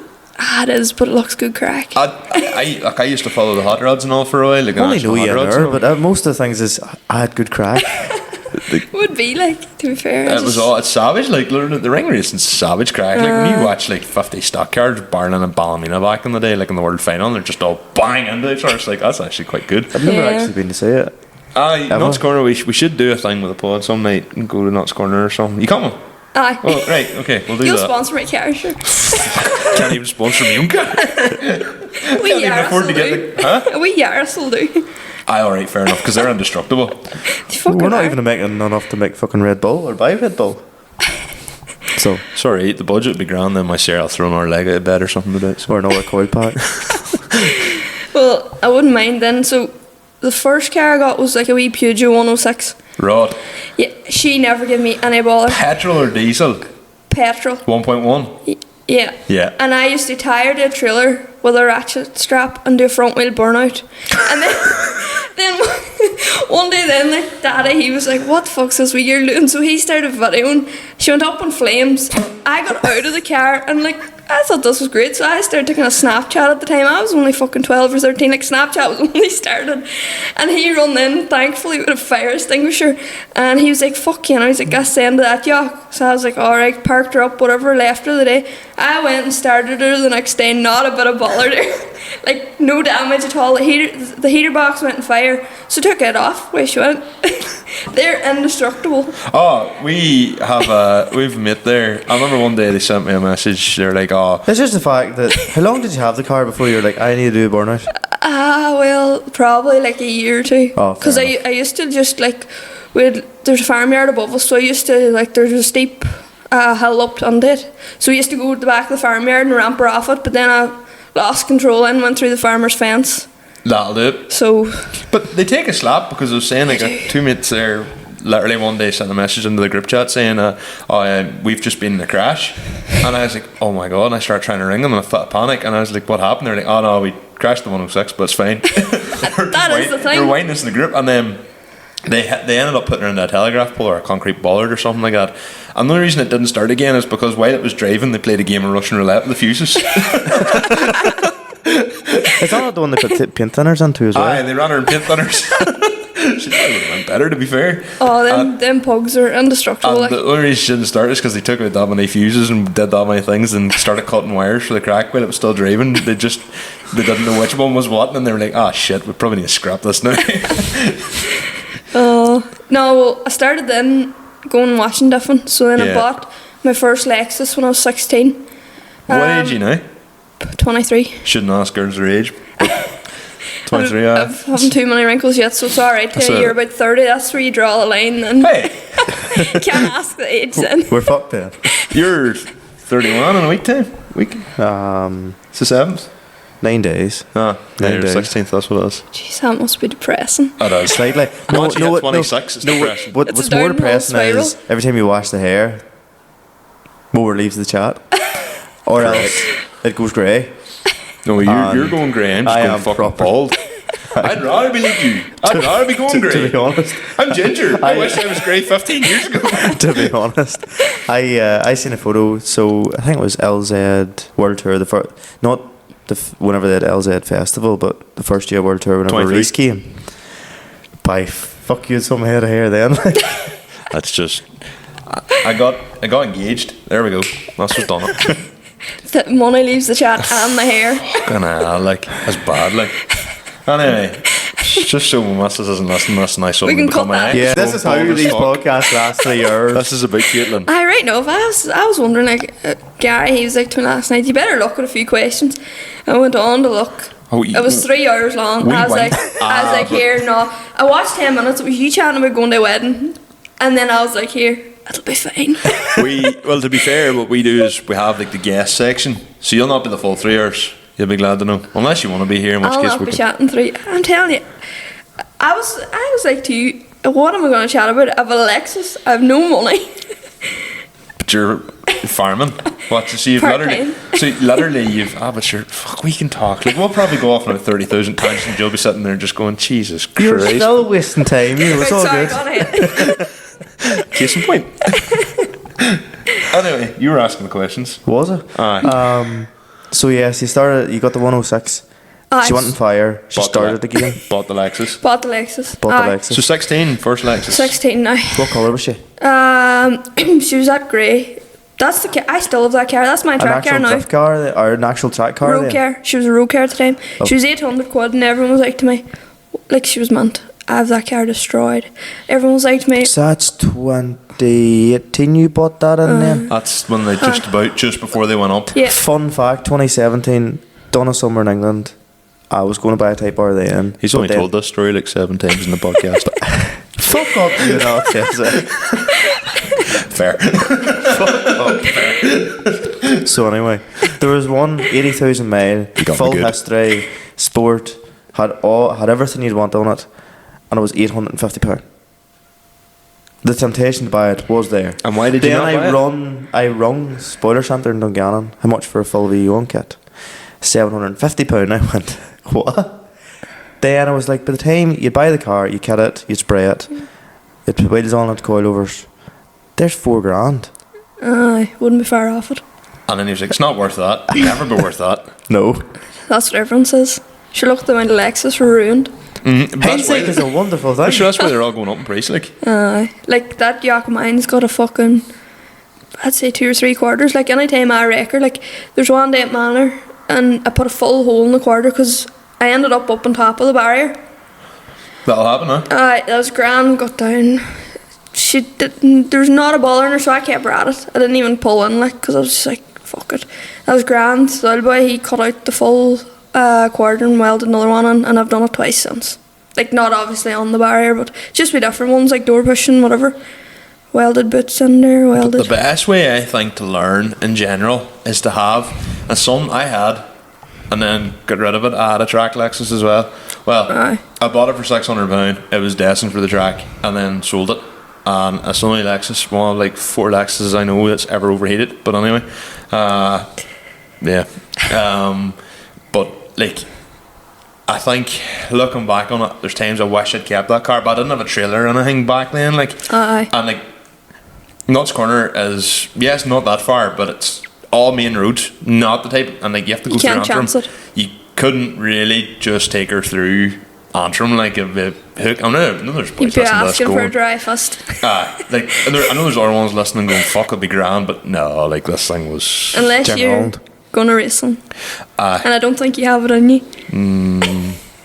So I was like, I kind of wish I had a track car, for I missed out because every single penny before I bought the engine for that thing, I actually went to buy a 320i E36. Yes. Had it left to me for £480. Shook hands, deal done. And then the fella texted me. It was a fella I'd actually done the welding course and all with. Texted me, fella TJ Rice, great lad. TJ goes, actually lad, I think I've had a change of heart. I'm not going to sell you the car anymore. He's like, I would miss it. I went, fuck you, right, fine, whatever. And then he messaged me then a week later saying, hey, good job I didn't sell it to you. She goes, she just rattled the engine.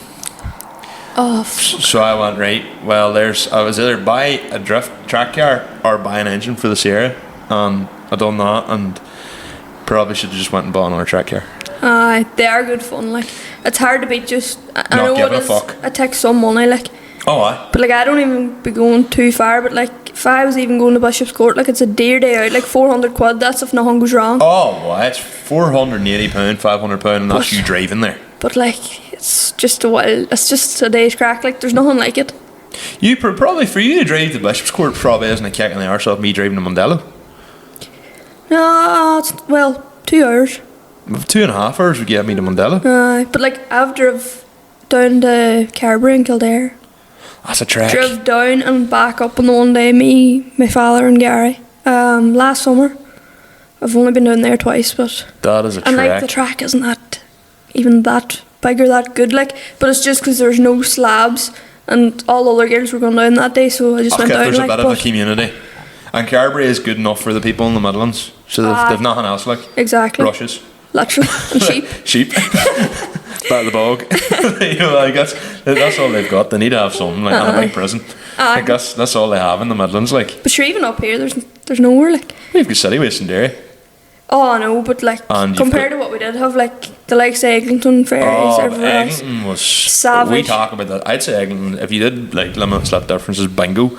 Eglinton, Mild Teza and Conor talking about me touching my hair are probably something that comes up. Well, you're the one that's putting your hair out of your head. Every podcast we talk about it, like it's. Well, that's literally where I learned how to properly drive. Like, but it's brought up so many people, like Dylan Wilson, King of the Combe. Like he came up through Eglinton. Shay Lahern, even the likes of Molly Kerr and Molly Harry Harry Kerr. Kerr. She was driving the time I was up at it. Dara And- O'Brien. Aye, She was started there off too. through Cian Dean. Yeah. Like all them ones all came up through it. Like Oisin Duffy and all them ones were all coming up through. Oh, it was savage. Like, So you got your track car at 16. yeah. How? What did you do into it, or just straight to a slab? So no, I kidded her then. Like, I was kind of just diffing. Like, we were yard at the house, but it's literally just the width of a car to go round. So like, I was learning how to diff there, and I had a few things like that. But he had an engine sitting outside the door of the shed one day. You'd think it was for scrap. You're a boy's mechanic, you say?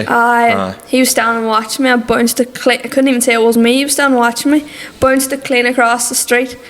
Do you know what? He was probably secretly happy seeing you all do it as well. Do you know, like? Geez, I don't know. But, Maybe not that day you bounced the engine across the air, but is that when you decided, okay, this should probably be a track car? You know what? It didn't even do much damage. It was only the bumper.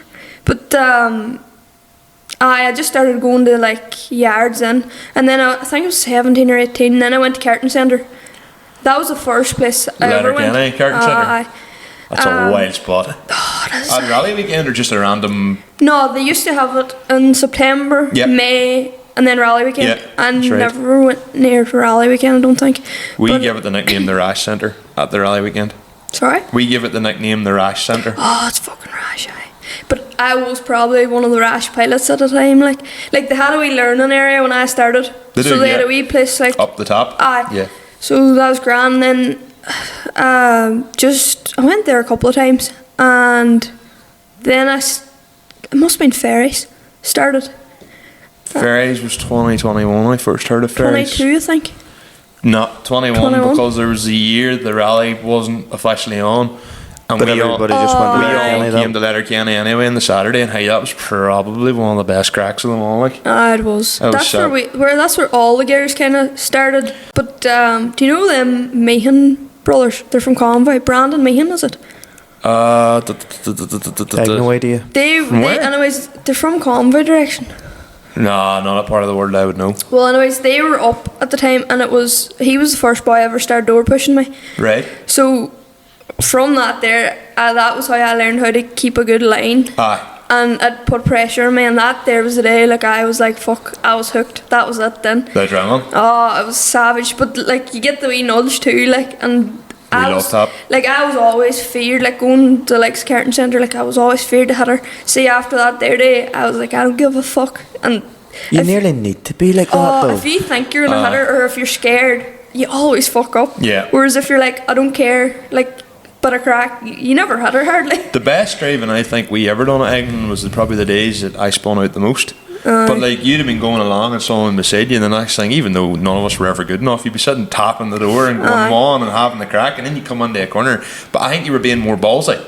So you were trying to go in and trying to throw her a big sweep, and then maybe locking on the handbrake a bit more than you should, or holding it for a bit longer to get a bit more angle, and then the next thing, Lexus typical handbrake locks on because you don't have a hydro, and you just go backwards out towards the wall. Did you bother with hydro in the I track had car? a hydro.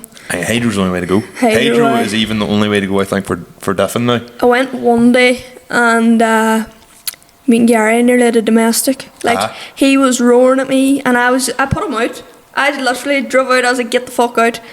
And I learned you have to like learn yourself. I think so. Because like he was telling me how he drives, and then like I don't drive the same way. How do you drive? Because I had a similar experience. So how do you drive? Rash. See, yeah, I'm a clutch kicker. Like I'm limiter clutch. But when I was in Alteza at Eglinton, everyone else was driving on the throttle, and I would just come on handbrake, limiter, kick, like Dwayne McKeever style, except nowhere near as good. To be fair, like I wouldn't kick too much now. I would kind of just. Like the likes of man, even thinking now, like I wouldn't kick too much, I don't think. There's only in transitions though you would possibly do it. Oh, would I? But like, whenever I start diffing, like I never had the hydro. But I can go into another cone without a hydro, but just with the hydro there, it makes such a difference. You're far more precision, like. Well, I remember, like, Archie, like, rest him, he was saying, like, I was talking about, like, the hydro and all, and he was down with me one night, and he's like, but sure, all these new boys, he goes, they're all fucking big handbrake drifters, like, he goes, they're all fucking coming in hydraulic handbrakes. He goes, I never fucking put a handbrake in my car. He's like, you have to be able to drive on the clutch. And I was like, do you know what, like, I think it's a bit of a limiting style nowadays, because, like, you look at even King of the Cone, like, everyone is coming in full broadside. Yeah. But like, and Archie was just like, no, like, he goes, and there you get a few other boys to be quite old school in that style, and they'd be like, no, you don't need it. You don't need a hydro. Hydro's cheating. You shouldn't need it. You probably that is shouldn't true. need The it. best pilots shouldn't need it. That is 100% true. And I would say if you can fucking go around King of the Cone without a hydro and do the whole thing, like link the whole thing, like you're some operator. Like, to be honest though, like King of the Cone isn't really diffing anymore. It's more like Gymkhana. It is. but that's the way it's evolved. But it used to be literally just go sit at a cone. Go to a cone, then go round the cone the other way. As tight as possible. I get bored of that. Like even the first year I was at it, I couldn't stick to one cone. Like 2 times I'm away on. But I noticed because it's a bastard to get a video of. Yeah. But I think that's what makes it a better spectacle now, and I think that's what separates a lot of the drivers. And it is, as you said, it is Gymkhana. But I think like diffing. It takes no skill to go around a cone though. But like exactly. But like, because I can go around a cone, so like it's. I once attempted to go around a cone. The same way drifting has evolved. Like it used to be, you watch the videos from back in the day of boys, doing the drifting and all, and like it was all just. I mean, it used to be that in Japan they had front wheel drive cars and all doing drift events and all, because it was all like just boys coming on the handbrake and stuff. Like. You watch it. What was a winning car? Did they have people coming in with them? Yeah, go and look up like it's a GT channel and Motor Trend. They have all the videos of boys coming on Civics and stuff. You look at how I'm not going to try it. All them videos, like, and even King of the Cone back then, like Dwayne McKeever was the only man really drifting back in 2017, I think, or something. He was down. The way I nearly see it is the likes of drifting obviously has got faster, more grippy tyres. It's mad speed and still being able to hold and being completely on the edge. Whereas now, like King of the Cone, whenever you see maybe the better pilots or drivers coming in, they're in the fucking limit of being in a small arena. Second gear maybe, say Borland. You used to see Borland coming in and you were like, fucking man's going far too fast. He was literally doing the edge of it. But he never hit anything. But did you see that video of Kay Houston? I'm doing a 360. He's a savage pilot. He is unbelievable. He's unreal. He's one of the boys that was down at Manor. And like he be on your door and you just have wild crack. And like even say you spun out and you wrecked his car, he wouldn't care. I think Kay was actually meant to have a number, but he was having car problems. I'd say he probably didn't even stay about for it. He never normally does. Like he was down at Manor anyways as well. Whether it's true or not, I had heard that he was touted for a number. Like they were saying Kay Houston would have a number, but anytime he was in the queue, just fuck this apparently. And second of all, he was having car problems. No, he's next level. I wouldn't know Kay if he walked by me in the street, like, but his driving, he's a serious pilot. Like he's at Manor from a young age. Like I just mind him, like, but. He is savage, like. But I think the slip, you're talking about the slippy arena, like I think now the whole idea is if you watch even likes yourself, as a perfect example, take even any of the boys, Shay Lahern, Danny Tolan, anyone, even Gary McInerney didn't get into the top 16. I don't think he was there on Saturday at all, but watch them boys, they're coming flying around, they're all in yourself, you're basically from you get in, you come onto the track, to the checkered flag goes, and none of you ever fucking get off whenever I ask you to. I'm not too bad. I have a wee bit of manners. You're better than most. Like, you know, the idea is you aren't out of opposite lock the whole time. You know, and that is really the goal, and that's the standard now. What's funny though I find is you see the likes of maybe Conor or somebody walking over, and you think he's saying, right, please out the fuck now, lad. Instead he's saying, give her second. Go on, give her second. Give her second. And then I was bah. See, that's why I don't embarrass myself. To be fair, right, Michael McStravick at King of the Rings looked at me. He was doing a burnout because he done a thing last year at King of the Coney. Done a burnout. Him and Ryan McGee and Ryan O'Toole all sat and did this big massive burnout. I got on camera and was like deadly. So then it came to King of the Rings and I was like, go again. And the next thing I just went second, and he just goes, oh, and I go second, and then he just goes, oh, fine. And he gives her second. The next thing she takes, he just looks up at me and goes, fuck. I'm as surprised as anyone. And then I just went third.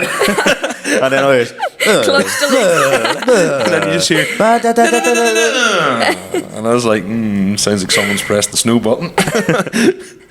Yeah, great cars. So yeah, the track car 16. Aye, so right, I started ferries in, so that's kind of all like the girls, the likes of Imogen Mason, Dana Murray, Yvonne McHugh, Aisling Gallagher, we all kind of like met at ferries. Okay, so we all kind of actually started the one time. Right, like yes. that kind of way, like, because like I hadn't done a while up before that there.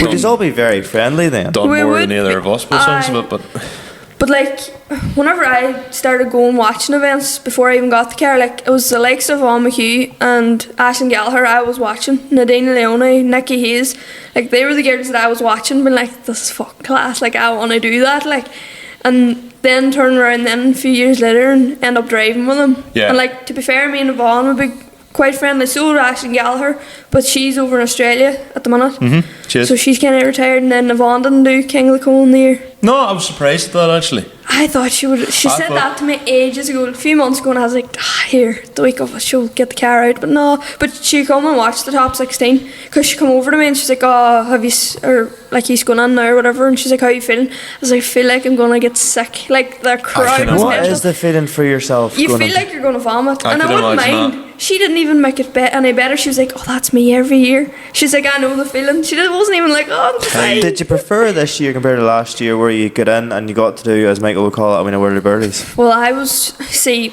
my dad's giving me baller, so That's called a MIG welder. I That's soon sorted I out was that thinking problem. about it, but Or a anyways, two-way Meg. so she gave baller last year, and then I done Longford. She was grand. Don't you know were why. going well, We tightened Longford. it. We tightened the diff. Done Longford. That was grand. Then done a day in Derry.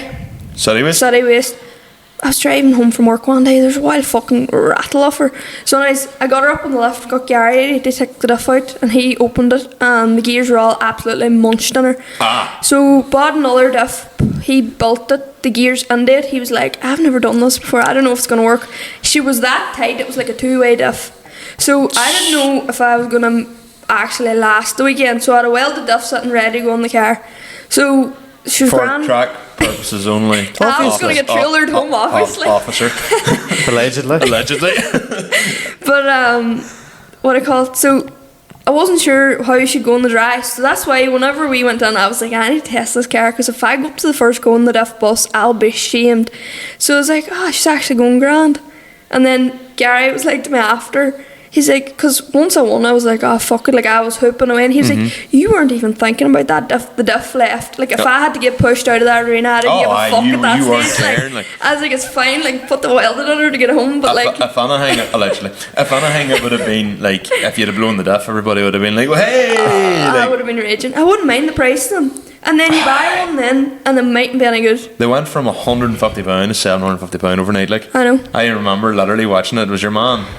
The first person I ever seen put them up at the high price was Paul McLaughlin.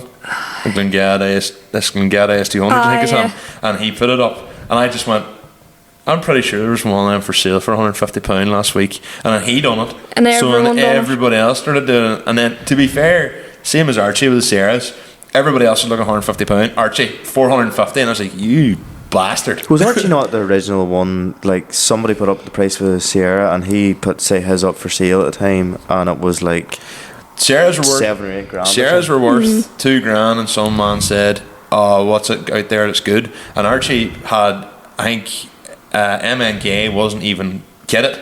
Like, this was 2016 or something. Like, MNK wasn't even kitted, but he had the Recaro seats there, he had the Cosy bonnet sitting there, he had the kit, he had everything parked in front of the car, and even the steering wheel and everything. And he said, $5,000, take it with you. And everybody was like, there was no laugh reacts back then, but everyone was like, "You're fucking mad, your head's cut." What are you smoking? Jesus Christ, like, well, obviously that car will never be sold now, like, No. given, but you know, that caliber of car, like, you know, the whole kit, the whole everything that's on it, like, there's more high price parts on that car than there is in mine. Aye. So, you know, And you don't want to even know how much he would need for that. Aye. I always says I'd love a Sierra, but no, you don't. credit union says no. It's the thing is, right, if you jump on an E36 BM, it's a 90s car, right? You jump in a Lexus, it's a late 90s car, but it's Japanese, therefore it's light years ahead of everything else. They're not basically early noughties car. Well, 99 was the first year. The Alteza's were 98 and the Because Lexuses were they're 99. savage well finished Oh, inside. like my Aye. 300 is like electric seats and heated seats and everything. Mine's Like, the same. then, but you take a Sierra, it's still based on a car from 1983. So suspension and everything still like. But they're just cool, like. The only thing puts me off is Danny Tolan does that much baller with his. Danny Tolan has that much bother with us because literally the car doesn't get started for a year. He turns the key and has his foot straight to the floor. We jump started her in the fucking grass, and it was just literally key, and he had the foot in the throttle, and went, that straight away. That's the way a good car should be. Yeah. No, see, hey, you talk baller. Anything that happened to that car, the car lived on a diet of Buckfast and Magners. I don't think it's seen cool in 3 years. So there's the first thing. Second of all, the only reason why at Nuts Corner last year, something happened with one of the wires, and it was a massive stripping match. Once he found the wire, away she went, no bother. Aye. He said this year he was going to blow her up. And he literally did. He did. He blew her on the Sunday. He literally doing the wall burnout last year. It was ballsy enough. Like, this year he got out of the car. I seen that. And his passenger, That's fucking savage. I think it was Stephen was with him, had to get out and just walk away. I have a video. He just was like, "Fuck this, like, I can't get in there." And Danny starts duffing around the arena, and it's like, I can't fucking and it's see. like he's going, and the next thing, oh, he's still going to go. Is he going to go for another wall burnout? Oh no, he just can't see. You know, like, so. No, hey, look. There's days. It's mad they used to be known as a cheap man's coupe. Oh, Yeah, aye. literally. I remember the Coop boys saying, "I just don't like Sierras. Like, I don't You only like buy it 'cause Delimiter." you can't afford a twin cam. well, that was my thinking at the time, and then that was why that was when my twin cam was $8,000. The Sierra was 1,500. Yeah. Like, I overpaid for that at the time. It was 23.50. yeah. You swapped the D turbo for that. D turbo 900 quid. But like the younger ones are like, how are we meant to keep up? Like, this is what I mean. Like, Are you held on to your Lexus? You'll have. she's been fucking. Well, I have a purple one there too. She's kept good. I've her parked over at my granny's, so I don't look at her, so I don't want to take her out. So you have 3 Lexuses. Yeah. So But only one's a full car. Is the purple one. Sure, your pink one's basically a full Ah, car. she is. But like, I could write her off very handy and just fix her. Wouldn't bother me. Like. Aye, she's a road legal stager. Aye, for some reason. basically. Like she was mint at the time. Like, I really should have kept her good, but it was so handy because you could drive her there, like, get her taxed and tested. Whereas the other one, she's northern. Right. It's a lot more awkward than getting them Yes. brought over. Like, fucking price of a car nearly. how long did you keep the track car then for? Or are you I still have it. So how did it go from a road car to the track car? Or Because is it I've just- fucking rode her off that many times. And then I painted her blue. I took the notion, right, so I was going down to Carberry. Took the notion on the Saturday. Now bear in mind we were going on the Sunday. Ah. I was like, right, I want to paint the car the day. So I went, got the paint, started sanding down the car. First coat of primer.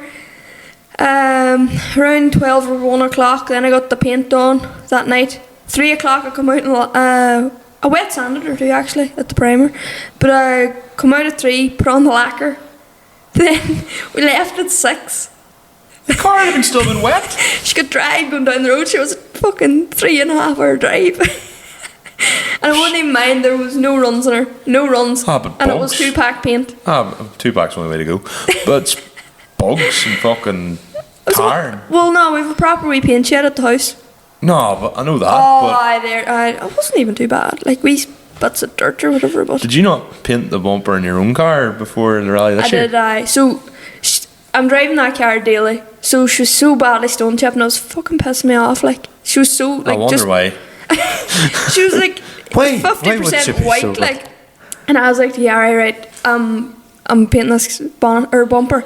He was like, yeah, or not. You'll make a fucking balls of it. He was like, I'll be full of runs. He's like, this was on the Tuesday. And I was like, well, I've paint there, so I'm going to do it. Went and got sandpaper. That was grand. Sanded it down on the Tuesday after work.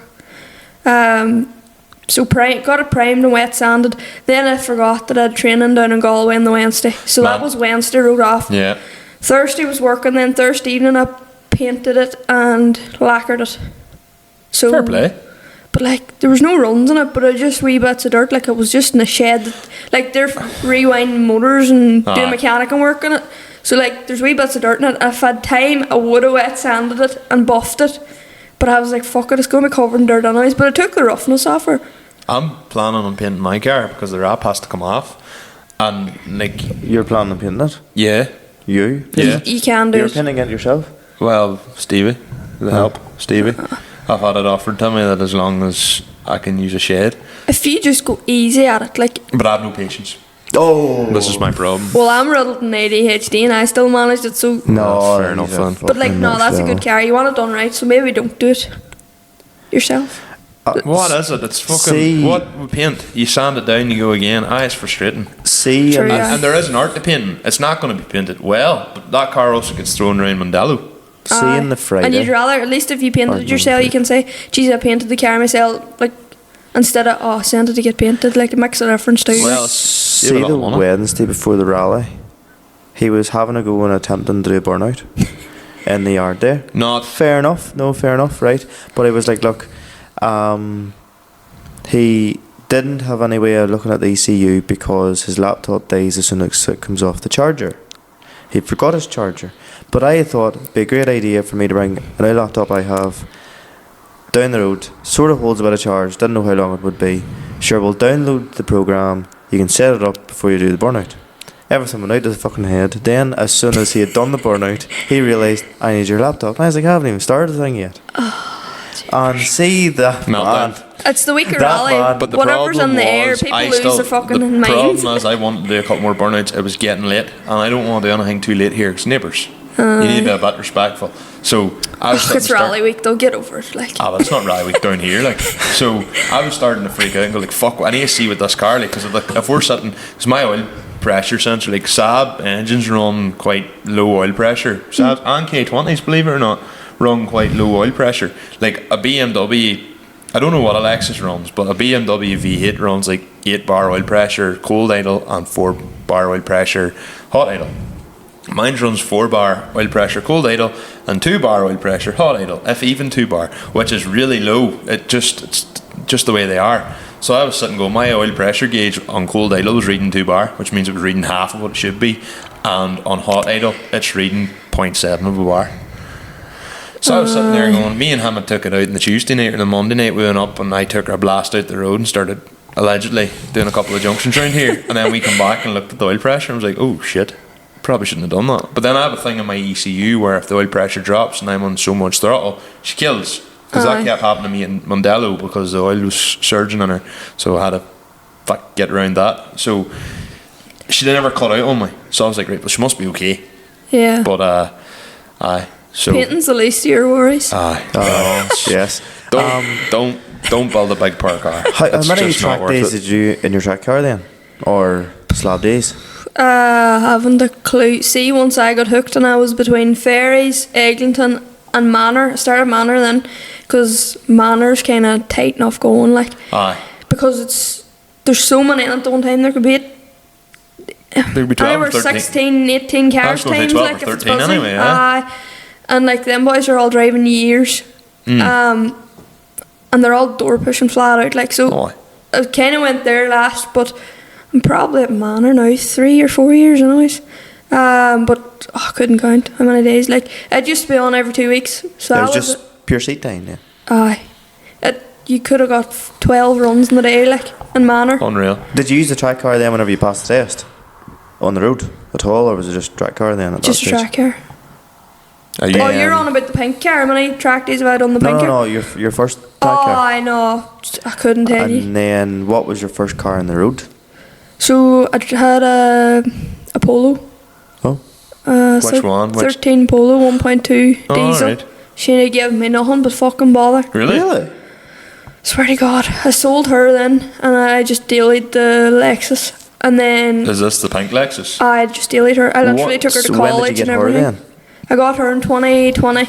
Did you buy her pink? No, she was bought. She was black. Right. And then I bought the car and I was like, took the notion, I was like, I'm painting her pink. And the old boy tried his best to chat me out of it. He was like, that'll just not fit. Like, and then I got the kit and all off Profit, Yes. because that's the only person I work with for kits. Like, No, that's Brian, isn't it? aye. Yeah. Really, really good kits. Savage stuff. Like, You could kick Brian's kits across the floor from what I gather and they don't break. they've been tried and tested. Yeah, no, he was doing kits for some of our boys. He would do even ones around here. He'd be quite fussy. He's done kits for them. Oh, savage, so I got all that stuff gathered and like, sure, I was still in school at the time, like, so, or I was in college, maybe first year college. I was first year college, so I was only working kind of part time. So I got all the bits gathered, and then I sanded down the car for Right. the painter, Yes. because we're kind of packed enough with him, and he painted it for good money at the time, like, done me a good favour. Fair enough. So then after that there, I haven't been out too many places with that car. Went to ferries maybe twice or 3 times in her. I think I've seen you at ferries on it. 4 years at King of the Cone. 3 years I got in the top 16. And I've been Understandably. to Derry twice in her at City Waste. Other than that car hasn't been out. So you would actually, if you were going to be going sliding, you would actually jump on the track car? I depend where it was. Nah. Like if it's in out, like I wouldn't take that car down the Manor just purely because I'd rather a day of You'd rather door pushing, Aye. day of crack. going for walls. Like rally weekend, so I put the hydro in the pink car for rally. Is this the first year you've ran the hydro? No, I didn't run it the first year. No, you ran it last year though. Last year, no, 23 when I won it. That was the first year. Did you have the hydro on it? Did 'cause you use it? I come in sliding to the cone the first year. Did you? Not for my semi-finals, but Right. with my final for Dana, I was like, fuck it, I'll chance it. And I pulled the hydro. But the year before that, like, I didn't have the hydro. But I can manage in the handbrake, but it's just... The when I Lexus have a hydro handbrakes there, are phenomenal. The standard handbrake in a Lexus I is have a phenomenal. I have a clean pulled out of her.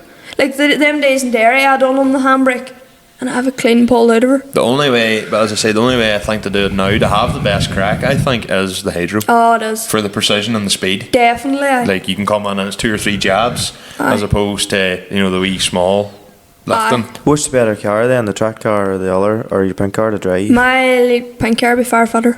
That track car, mine's a bit dead enough, but I could leave her a year. Like, I didn't drive her since November there, and started her for rally weekend because I went to Manor on the Sunday. Not a bother.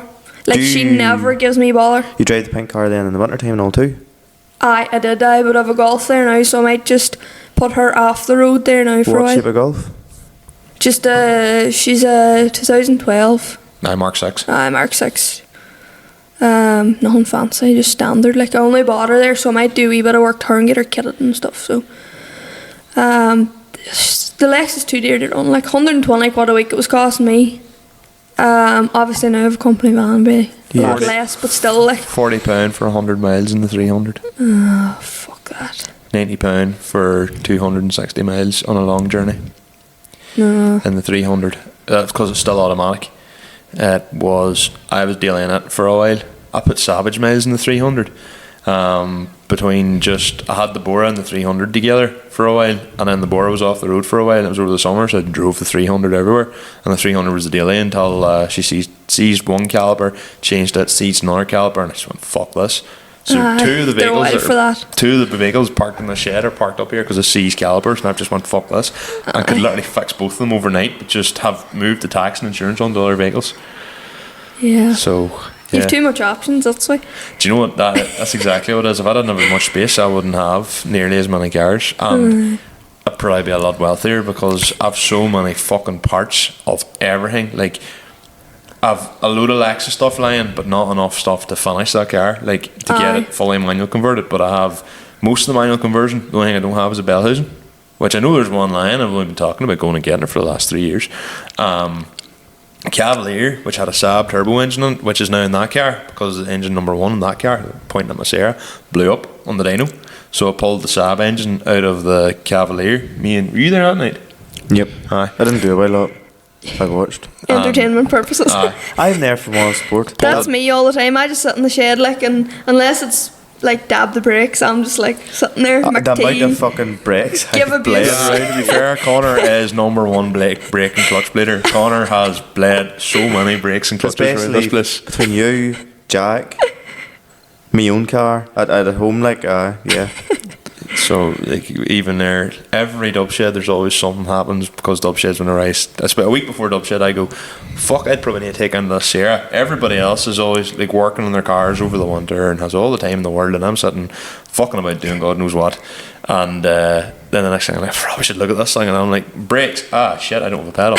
And everyone's like, oh, why did you not get the car cleaned? Why did you not do this? Why did you not do that? I'm like, I literally started No, it's looking not at the even car last week Whenever you try to clean the car and then you make an absolute fucking balls out of it. because I've no patience. Oh, to be fair, that happens though. Like times, like we were going to the last day of Manor in November time, and I says to Gary before going, like, look over the car. He's like, oh, I like had her up in the lift, went over. That was grand. I loaded her, went down to Manor, took her off the trailer. I was like, foot to the floor, not a break of a kind. And he was like, oh, you may put her back on. I was like, fucking sure, I'm gonna do it with no brakes. And I was like, if I get whiplash, it's your fault. That was grand. Went in the full day, grand. But some poor wee critter, he spun out, and I would have got round him, but he panicked and he reversed back. I couldn't even slow. I nailed him on the 2 doors. What do you say? I was just like, I literally hadn't a break of a kind. He got me stopped, anyways. But like, Was you probably trying to? Did you try and pull on the non-existent cable handbrake, just going fuck? oh, well, I have a hydro, but just no good, no good. Like, You would have. That would have been all day. To be honest, that would have been a great learning day because you'd have been doing that all on clutch and throttle. Yeah, wild speed. And probably a lot of steering adjustment, like throwing the car sideways to get her to go sideways. But to be fair, like, I'm well used to that track, like, and like when you're with them other boys, say if you're like stuck in the middle of them, you have to go on with speed to keep up with them. Like, to be fair, like the boys down there, they're great. Like, they don't.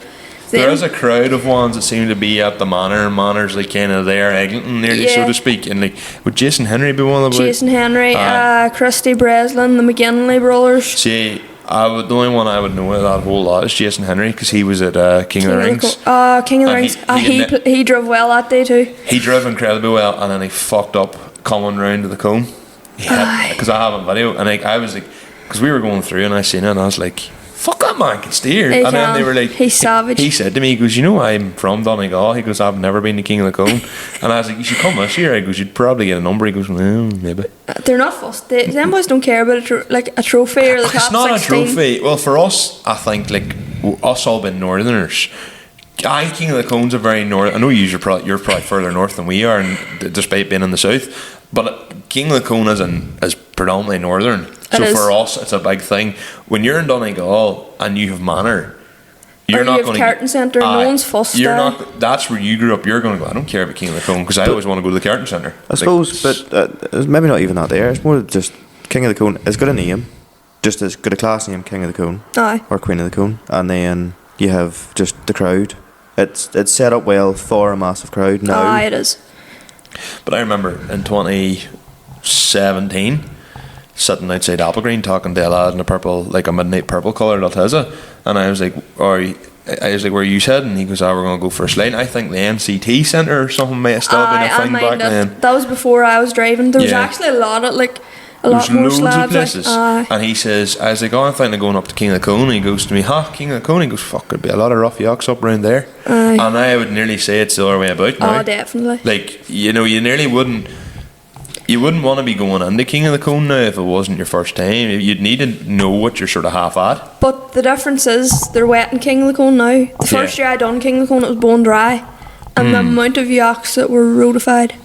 Aye. But that makes a wild difference. Like you're brave and well slowed up. Like they only do the top 16 now. They're not dry. Do you know why they didn't do the first year they done it? That was 2022.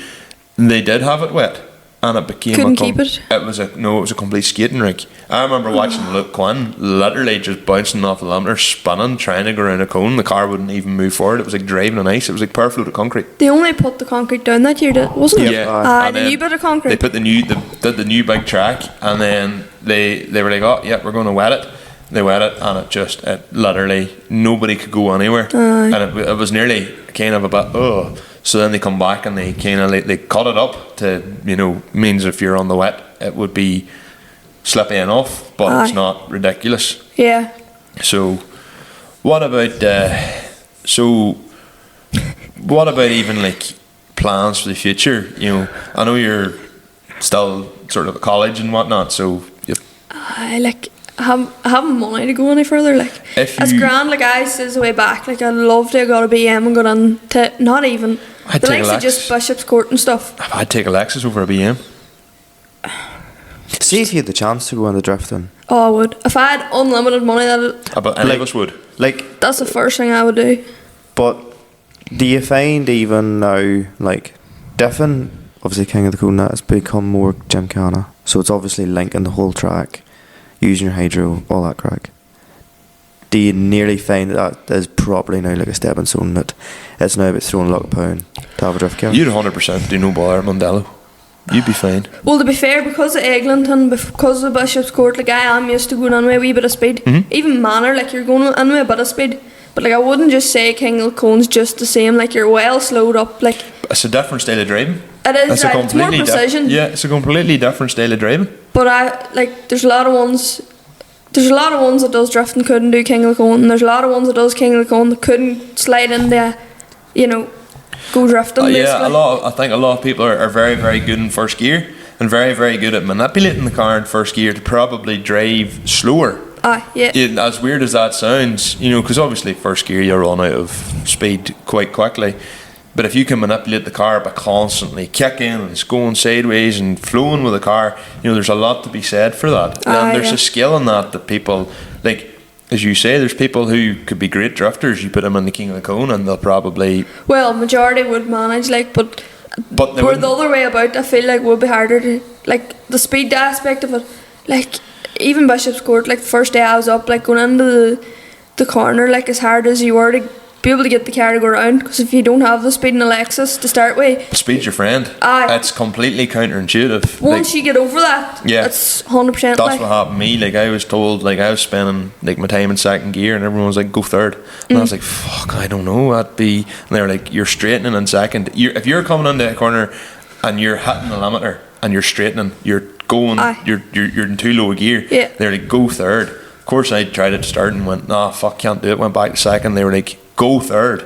And as soon as I got onto it and I was going faster, but you pull the hydro, when you're going faster it locks better, and I was like, this is completely not what I expected. Now don't get me wrong, I grew up sliding quads like from I was no age, but obviously weight transfer of cars is a very different thing. But it's a completely different... Speed becomes your friend, whereas obviously speed's kind of nearly the enemy when you're different. Once you get over that and that mindset though, or the fear, like if you have fear you'll not do drifting. See, in regards to drifting, now I have only one small experience of it. It wasn't really drifting, it was a drift experience. And in regards to diffing, I've only done a few hoops before, but it was funny, the very first corner, whenever I was doing that drift experience, he went, "Have you ever diffed before?" And I went, "Well, we've only thrown a few hoops." And the fellow was like, "You can tell you're not letting go of the steering wheel." And then by you're the third oversteering at that and then problem. By the third corner, because I had no real experience diffing, he was like, "You're getting onto this here." And it was like, so after about 5 minutes, it was like, "Right, you need to try clutch kick entries." And I fucked up every time. But still, I nearly found with being in with somebody that knew the crack, and I hadn't bad habits. I was getting onto it right and quick. My car she's no power steering, so I have a manual rack in her, which makes it very hard for diffing. You need to be ignorant on the hydro, and my hydro said didn't want to play ball. Throttle. Well, no, Danny Tolan got in my car and done a far better job driving it than I did, and Danny Tolan barely hit the limiter, which annoyed me. You Next have level. the power though to sit on the throttle. This is the thing. Danny was like, you're driving your car like a 2-litre twin cam, and I was like, aye, because that's all I know. That's my style of driving, but you can't do that with turbo petrol. The amount of boys at King of the Cone this year that cooked engines. Sure, what about the Black Chaser? I like. I would It love to wasn't know just what. him. There was a few of them. Like, No, but he properly fucking. She went out. Aye. That was the Aye. noise of it. Like they were took a. You'd be Chasers were crying. brave and heavy fucking cars. Whenever you were trying to push them out of the fucking arena, like Oh, I just got a glimpse of it. I was like, God help that man. because it was being pushed out when he was driving him with that, and then he was. I seen your face going like, I hope this is okay. But like, you asked to be insulted when you let Danny Tolan of all people oh, go I in know. and show you up. But I promised Danny Tolan one other time. I said I'll let you drive my car. Can I drive your car? Aye, fair enough. That hesitant. That was very hesitant. To be fair, He needs to service the fucking thing. I was hesitant with Danny too, but then I said to Danny, I goes, here, Danny, I'm a man of my word. Handed him the keys, and he just went, he goes, oh, you're being serious? I went, I'm a man of my word. I goes, don't let her get too warm. And he just went, no, that's fine. And He knows the crack though. Oh, aye. You know, he acts Mr. Big Man Oh, he because he's a wouldn't. fool. Aye. Like but he's also a gentleman. Ah, So definitely. Danny was like, he's like, look, it was fine. He goes, I seen your temperature was starting to go up a bit. He goes, so I stopped. You know, and I was like, I couldn't If it ask. was his own yacht, it wouldn't. Oh no! If it was his own yacht, he'd have got out of her, still on the limiter, and put it in, put a brick on it, and went, "Ha! You're going to blow up soon. I hope you do." And then it probably wouldn't have blown up until the Sunday. But like, yeah, it was. Oh, I know, but it was nice. He said, "He's like, it's a weird experience to get in." He says, "But he's like, you have to remember." He goes, "I have a lot of experience sliding this area and different areas." He goes, "Whereas you don't really." Aye. And I don't, because every time I go to try anything, that thing's not built for diffing. So, Aye. as I learned very much so this year, it just, there's multitude of reasons, and I'll probably discuss that with just you and the normal thing. Well, but like, say in 5 years' time, right? You're still in college. I'm Or you're doing finished my now? masters at the minute part time. Fair fucks. I So, would not be bothered with It's that. all. I says if I finished last year in Letterkenny, done the 4 years. What madness made you go down the masters route? Because I wanted a handy number and good money. I don't think there's any benefit personally in doing a master's. Speaking of I someone would who say that's the only reason I got that job I did. really, Definitely. because I have a master's, and I know You have a decent number. You have a You've decent number. You have it handy. You don't know hardship. fuck. you should have seen me last week. Still You look at unsighted. him the wrong way or blow on him, he goes stressed. No, but anyway, like I found It's all even shits and giggles, they shits and with the quarries and all, like I found it didn't matter. Look, hey, education has its place, absolutely, but I know ones who have masters and you hand them a bolt and hand them a screw and go, which one's the bolt? They wouldn't tell you, and they're masters in engineering. You get that though. So- like, see the boys with no papers.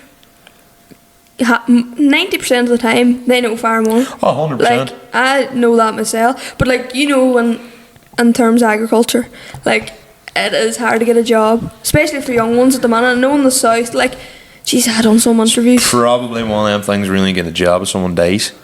Basically, like, you're waiting for some man in the department to. be Very honest, much. it's one of those things, I suppose, that whenever somebody gets into a certain role, you know, like farming, despite what a lot of people would think, you know, for the hours and all you do, the hardship, it really isn't worth it. But you just do it because in the back of your head, well, like, realistically, if I was working 2 other people for doing the hours I'm doing, I probably would be a lot better off financially. Now, Aye. like, yes, you could say you could hand down the farm and all that crack, but the only reason you sort of have to keep it on is morals. Yeah, you're Morals. obliged to do it. You know, you don't, like, put it this way, right? So if you were told a story that, oh, a man bought a farm with nothing, had 2 cows, has built it up to something, and then the young fella comes along and sells it, it's wild bad looking. Whereas if you keep that going, like, And be poor your entire life and know No. nothing but hardship and never get a holiday or anything in your But life. the thing is, you want to keep it going. but the thing is, right? If So, you didn't love dairy farming, you wouldn't be in it. Yeah, you're other. Like, yeah. The long absolutely. hours, like, I loved, like, I was working full time in a dairy farm. I actually wanted to get on to this and start talking about farming as well, because there's a whole other side of things, Andrew Morton, if you're listening, you can zone back in now.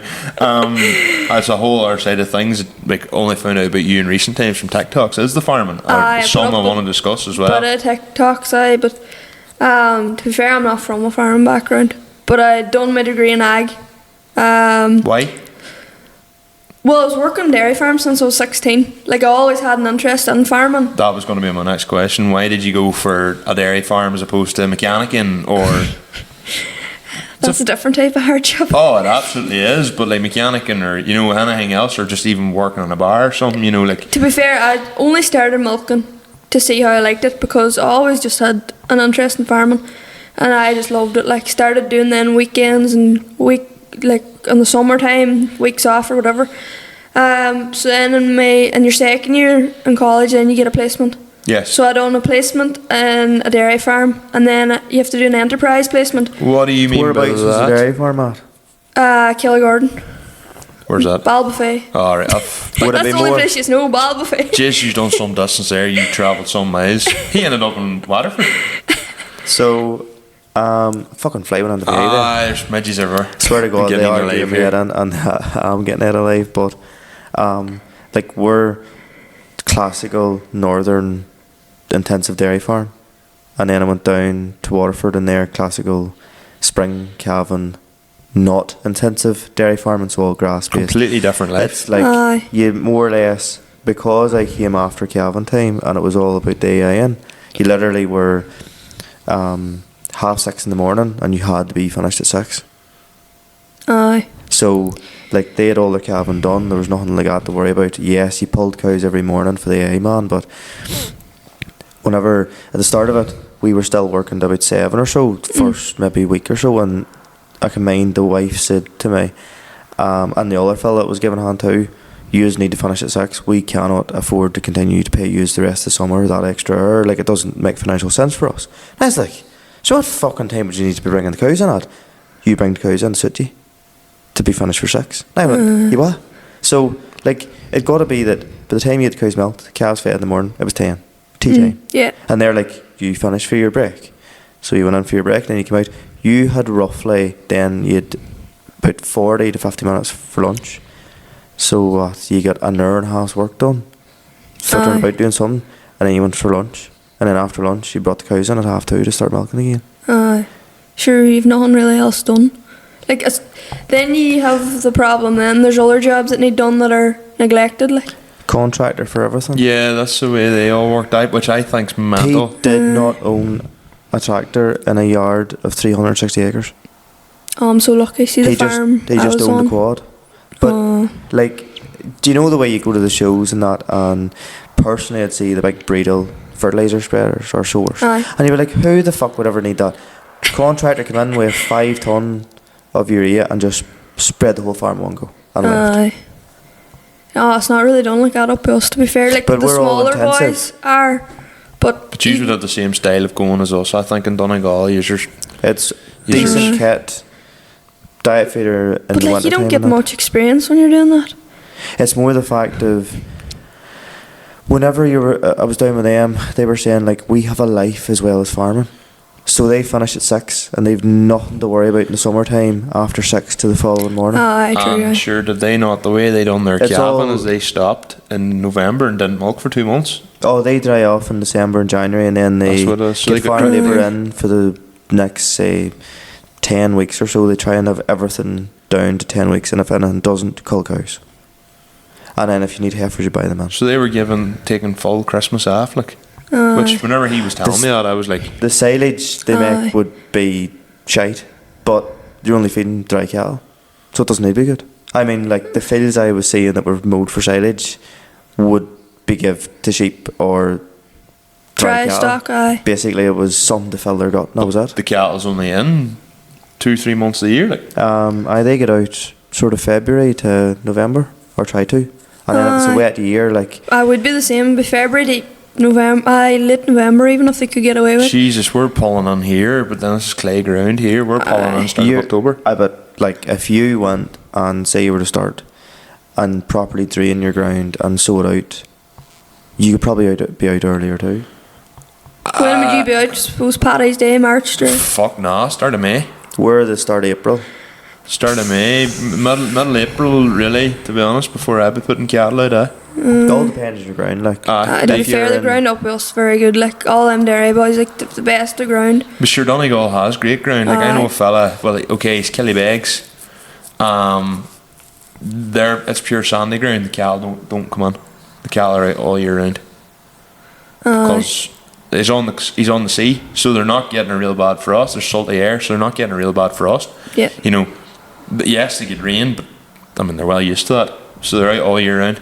There's like a wee small shed just from the sheltering. There's a lot of boys in organics has that gone that way. Like they're out wintering cattle. They have lower stock numbers, but the ground they have suits for that, and they have enough grass. Well, Aberdeen Angus were literally bred to be outside. They're bred for the Highlands, like you know. So they're like up in Scotland where it's -7 in the winter. They're bred for that. So coming over here shouldn't really be a problem.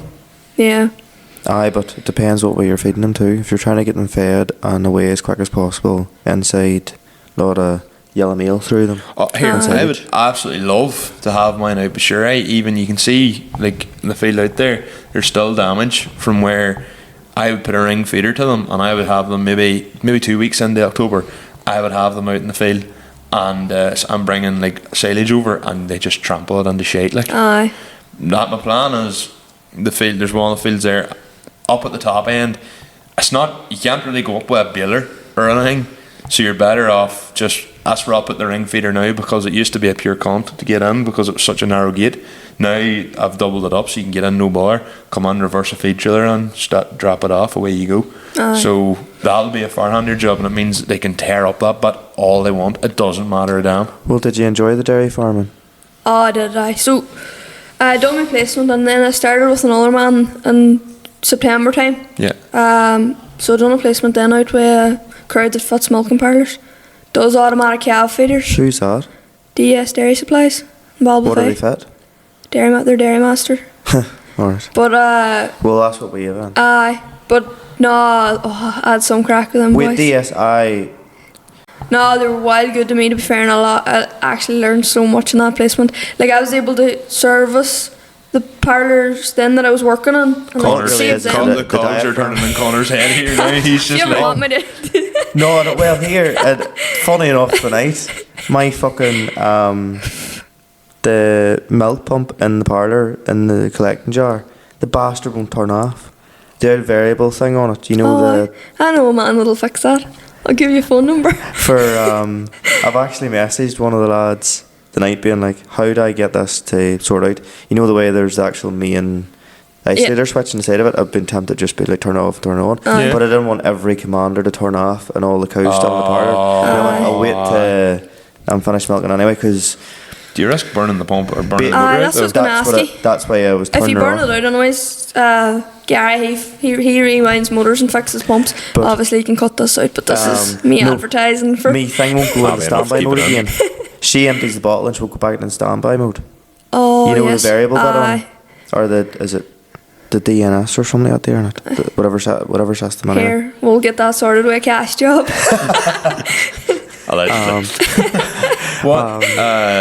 What would be like? So you said you spent what all milking parlours have you milked That's in what I was then? about to ask you, bollocks. So I started in an old De Laval parlour that was literally glass jars. Same. That's That is what we had. That nearly put me off milking cows. And That then, did put me off milking cows. Then I was working for a man then, and he was milking 450 cows in a 35 unit parlour with no cluster removers.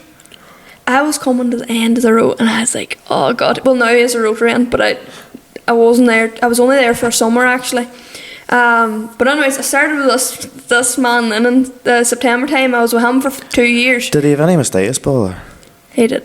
Bound to have. But I worked in a Dairy Master Swift Flow. It's 2022 one. He only put it in Doubled up? Or swing over? Swing over, but 20 units. He's milking 300 cows, and it took about an hour and a half, and that's wash up included. He had the washing system and everything. Oh, we could draft cows from the parlour. So can he. Parlour. Mine Some is job. literally Like, that. The only difference from a lot of them is we put in the dung guard. So so you can't get shit on. Oh yes, that'd be a good job. But the bastards shite whenever they come in or they exit. So obviously in the summertime they're going to have skitter, and it doesn't matter what we are. When they first go out to grass, you're going to get that anyways though. Changing the diet. But I was working. It's kind of all dairy master apart from that first parlour I was on. But I was employed as a kind of the main tractor driver, and that last farm I was on, because I just always had a notion I wanted to do a bit of driving. Like. So what were you driving? 6155R John Deere. Boo. 17. Oh, she was class. Boo. To be honest, I hate to admit it. On our? Their comfort The and comfort they in have them. the pull and just. Obviously mapped. Because their dad is fuck whenever they're not. It was actually Walkups owned that tractor and he bought it second hand with them. Oh, should have been Probably well. 205 or 210 probably then at the show. I would say more. No, probably 210 is what A it is. 155 goes to like 190 standard, does it not? No. But they're like they're dead as fuck standard. Oh, I know, but they boost to about 190 standard. So if you tune her up a bit more, she'll be 230, I would reckon. So all the 6Rs have all the same engine block. The 6-cylinder ones, anyway. Yeah. So basically a 210 or a 215 is just a 155 with better cooling. Aye. So that's why they all map out to that, no bother safely. Aye. But I started there, so I was kind of doing all the feeding. Now this man, he was very precise. Like, cows were all body condition score every week, put into separate pens. It was, to be fair, for learning, it was a great farm to be on. Like, he had a brand new shed built at that stage too, and he had dry cows, he had fat cows, he had cows that were in perfect condition, and we done out diets for all the different pens. That was grand. Any whole crop or just silage? He would have done silage, and then he would have had like soy on one side, and your maize and stuff. Maize, aye. Was he buying it in just, or? Oh, he was buying straights in? Aye, he had the straights in, and then he had a mix in, depending the time of year. What type of feeder was he using? That's what I was about to ask. Keenan. Oh, right, so he wasn't using like an automatic system, like a Lely Juno or anything like that? No. Or is it the factory called? No, I would have been mixing it, like, and he could see in the phone if I literally go with a wee yellow bucket and put in however many buckets of, like, he had like say 30 or 40 kg of say soya. I had to get the wee bucket, put it into the bucket of the JCB and put it, you'd have the clock in the side of load cells on her. And he had it on his phone so he could see if you're doing it right or not. Right. To be fair though, it would fucking baffle you how much different just cows getting the right feed is. Not even that, you're saving money or yield. There's like, when you're transitioning cows, there was never no bother coming to drying off time either. Like, they're all in the right condition, like. But how much stress is he putting himself under to have that exact amount? No, to be honest, he's not there. Like, once I know what I'm feeding, I have it on the system saved. You just do it right. Like, he had two or three different pits open. Like, there'd be a pit that kind of silage a wee bit worse quality. That'd be for more dry stock. But like, it would literally be like, right, use first cut silage, use 4 blocks of second cut silage, use 1 block of third cut silage. Like, he had it to a T. And was this his own system, or just him being an absolute brainiac? Or he is so smart. If I was full time at home, that's the way it would probably be. That's probably the way you should see my iPhone for notes. So my whole notes app on my iPhone is literally between cows calved, what heifers, the offspring against the milk that the mothers gave, everyone, so that if everyone to look at it. Yeah. I mean, I showed it to one person and they were like, no, to be fair, this man be the same. He AI's all his own cows as well. He's big into ICBF as well. I have everyone in the different folders.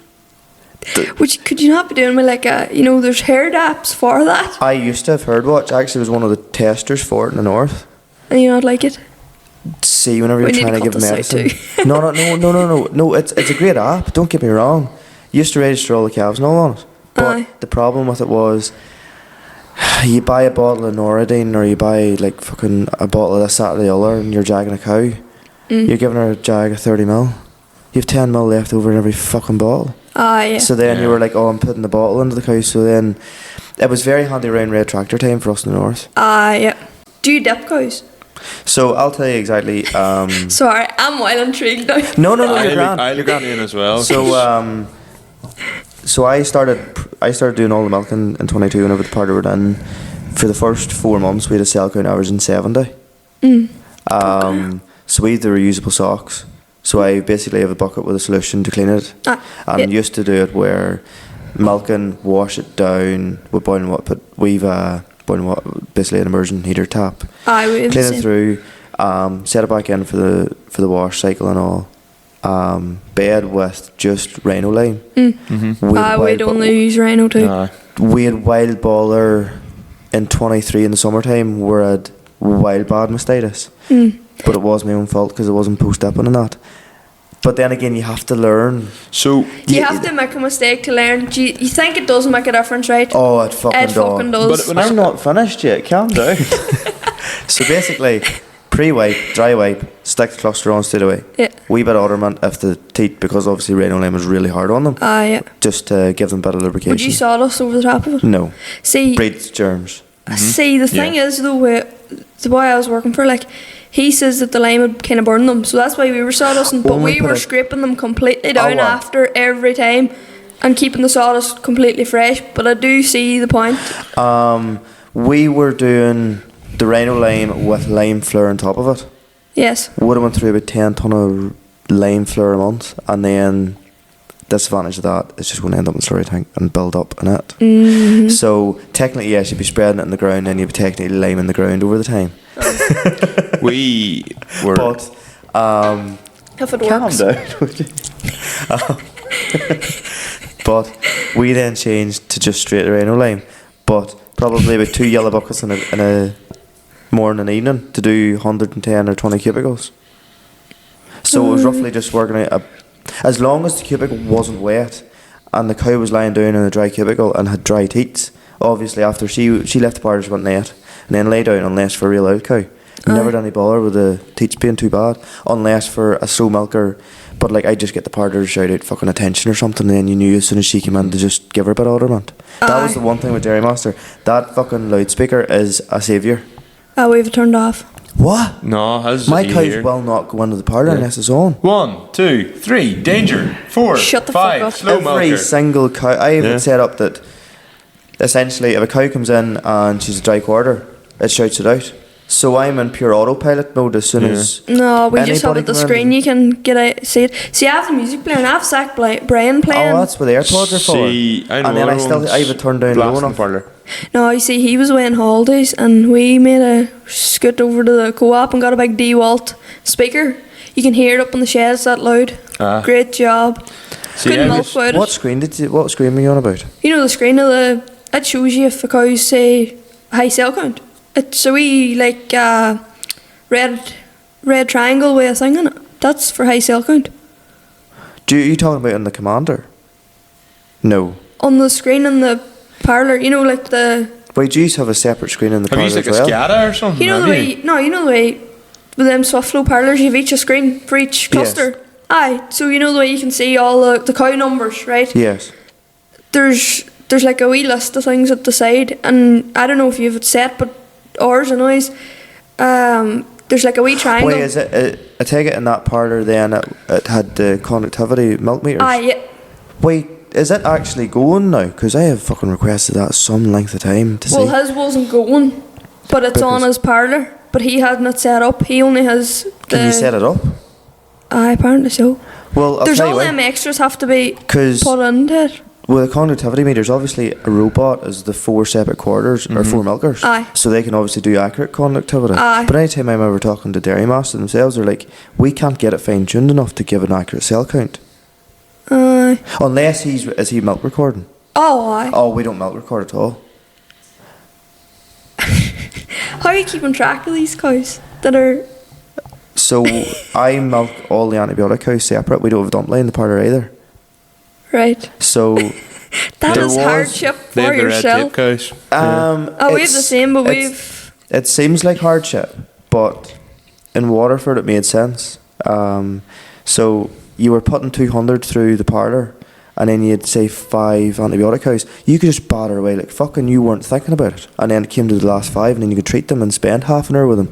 You weren't spending 10 minutes with here with that cow or 10 minutes here with that cow and losing it that way. The only thing about the red tapers is over the summer having to go and bring them in separately. That's what my father's for. Slows it all down. Because I remember having to help or you else do now it. that I have a collie dog, the collie does that. But you could still have them on a dump line, have them all in separate at the end. We do have the And 3 then you're separate not- buckets. Aye, but like that, like the man I worked full time on one farm, and then I done milking for another man, and he didn't have a dump line. Like Yeah. I still work for him now, part time. But like seeing this in calving time, I'd be ready to pull my hair out because I'm so used to the dump line, and you're fucking running about with this bucket. Fresh The way that calvers. we done was we 3 of the buckets, and we've in 3 points, and it needs to be changed to more points. What we done was, instead of pulling your actual pipes off your cluster, we put it onto a separate and put it onto a volume washer fitting. So I put it up and That's the way his is too. It's a Yeah. handy Because job. Like. apparently, when we done that, who we bought the parlour off had never seen it before. That somebody even came up with this idea, and we have it in now 3 years, and supposedly they've now started offering it because they didn't. Nobody thought about it. So basically, that's the way his is set up, anyways. so you put on a volume, you put it up, twist it round. Aye, yeah. Can we go back to the milking? Sorry. A second, just at the start. You're saying, because this is why I wanted to jump and interject, because it wasn't going to take that long. The reason why I was saying that is you see the way you do things. When I was milking Oh, for sorry. your fella, Yes. So you were allowed, I was milking as well. and then you'll not even pull him out now, so he can get away to the Bahamas for a week. He hasn't asked. You may put in. Well, this is the thing, right? Well, 2 seconds. To be honest, Scratch my beard. young girls are by far the best farm relief help you can I get believe that. because they care. And Yeah. they're picky. Yeah, And And they they're pet the cows. I'm wild for that. They're fussy. But go on, you say your No, I was chain back in there, break fourth wall and all that. But no, because you're saying about how like you don't do certain things and how you've learned like different mistakes over time. The fella who I was working for, like back in the day whenever I was milking, the way I done it, you call it the classic green mount style. He was making us pre-dip, so I had to pre-dip, wipe down. Then before I put the clusters on, had to strone each of them. So I was like basically squeezing the milk out, obviously. We at have the to do start. that every morning now. Aye, so that's what I was doing. And then putting the clusters on, and then once the clusters come off, you were then post-dipping. I told him what I was doing. He was like, the fuck? He goes, it's a complete waste of time. And they're wild sensitive when you do that. I noticed that. He has, and then you'd have been trying to get one, squeezing, and the next thing you just try to kick you, and I was like, So, oh, you bastard. the old fella used to wash every cow, and I said whenever he pre-dipped, he got mastitis because of the wet in the teat. Aye. And then the canal's open, and then when you come to the back again, like the canal's been open and got dirt in since. Yeah. So And the other interesting thing, you were talking about lime. We used to use this stuff that was like crushed up plasterboard, and it was incredible. And then it got outlawed because when you were mixing slurry, whatever was in the plasterboard reacted with the methane, made the methane more potent, and fuck. basically it was outlawed, and it was cheap and it was incredible. So it was that you put it down, it was like far better than Rhino lime. It done a great job, but wasn't hard on the cow's teats. But it was like, dangerous in the to end. be fair, from we went to ground lime along with Rhino lime, just obviously Rhino lime would have been a small dust and then cover it with a ground lime. It was all to do with as small surface area as possible, would not grow any bugs. Like the only time I actually ever have bother with mastitis is the summertime. A lot of ones are like that. Flies And too, like. it's the fucking Case in humidity. point. It's the fucking humidity. Aye. We are a very humid climate here. Like. Well, there. To be honest, probably if I had, it probably was my own fault. My recent mishaps and my recent misery, but like And normally you don't milk record. Can't get over that. we never have. never bothered. no. I don't know why, but you are well attention. how are you getting away with getting tubes? Like, sure, is that not? Sure, he writes everything down. He's everything noted. Like he's constantly on top. I know why, but do you not have to show proof that the cell count is this for that cow? Well, In no. the south now, like, you need to get a prescription for tubes. It's yeah. Yeah, we don't have that yet. Like I was working Homeland for a while there as well, and we would have had to get a copy of the prescription before we could sell farmer tubes. At the minute, the way they're doing it in North is you have to enter like now a program, and I think it could be like low cell count or start to milk. We will have to eventually milk record. Are you just blanket treating all cows drying off? Yes.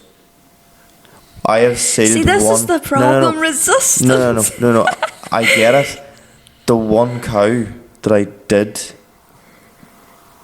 just sell was a fucking disaster for as soon as she calved out. Like, I mean, might as well went to the skip Hey, overdrive. that man I work for could nearly send them over this. No, but that's, to be honest, right, that is the way like farming has went and is totally It's going. so big in Technical. technology and tech. Aye, it's Like, Yeah. at the minute, there is a few close to me that, in regards to farmers that are thinking of putting new parlours in, and one not that far away is in the process of just starting to demolish things to do a new dairy unit. And the first thing I said to him was, make sure you've internet aye, by your computer. aye. And he was like, It's a disaster otherwise. so in work, I'm constantly remote desktoping all the time just Aye. to try and change stuff on it. And I found out Jump Desktop is actually the best one. TeamViewer. No, Jump Desktop. TeamViewer host. Blows it out of the way. I now have an iPad Air with a Magic Keyboard, and it's just basically a laptop. Aye. I can put this in the pod because my boss allowed it today. I done our entire video for the promotional thing because it's the charity thing. Yeah. My boss was like tearing on ahead, like, I appreciate what you're doing. I done the whole thing on TeamViewer. I had my laptop at home opened and I done it all through my work laptop. According to ChatGPT, it's a Jump Desktop. I must look onto it.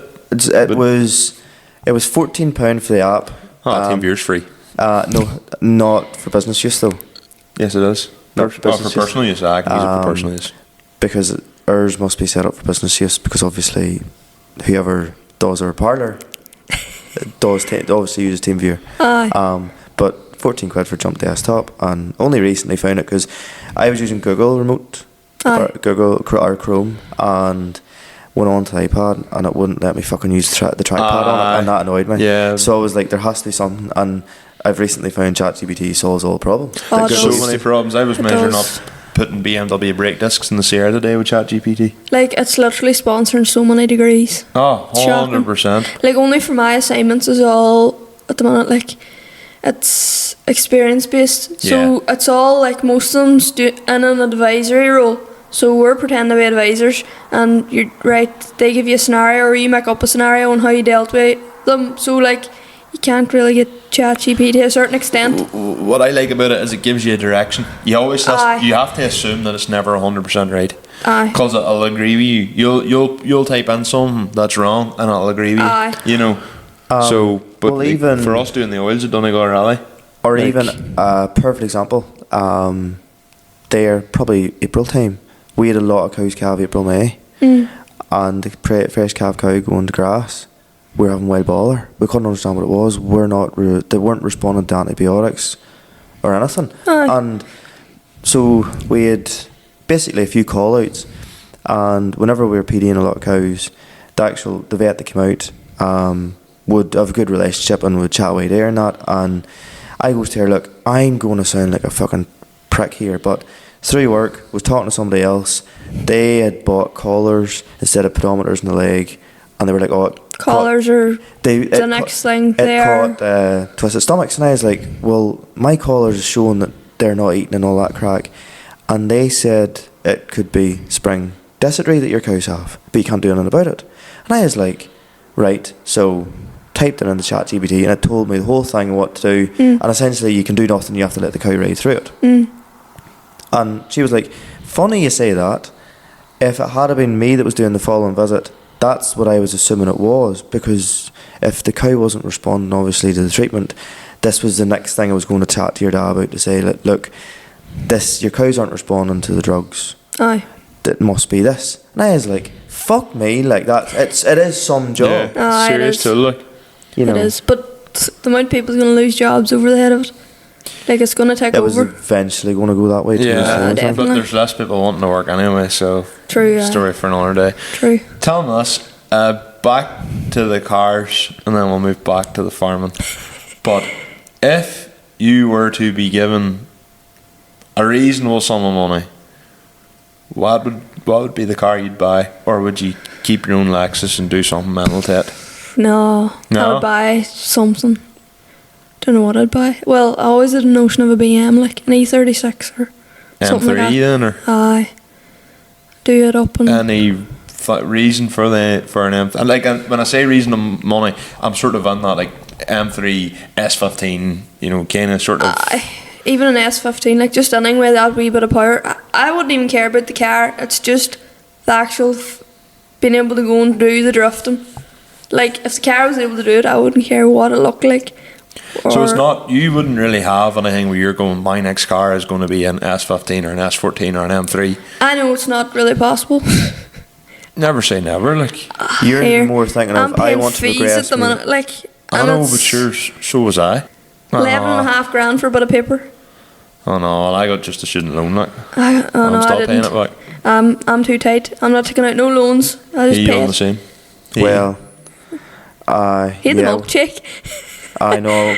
One thing then for summer to buy a type R and had to come home and To be fair though, like the likes of that there, like the long hours. I suppose you're out harvest, doing the harvest. well, Like it them wasn't long actually hours. Like, harvest work; it was irrigation, but it was better for the hours. Well, it's 6.5 grand cleared after 12 weeks. fucking hell.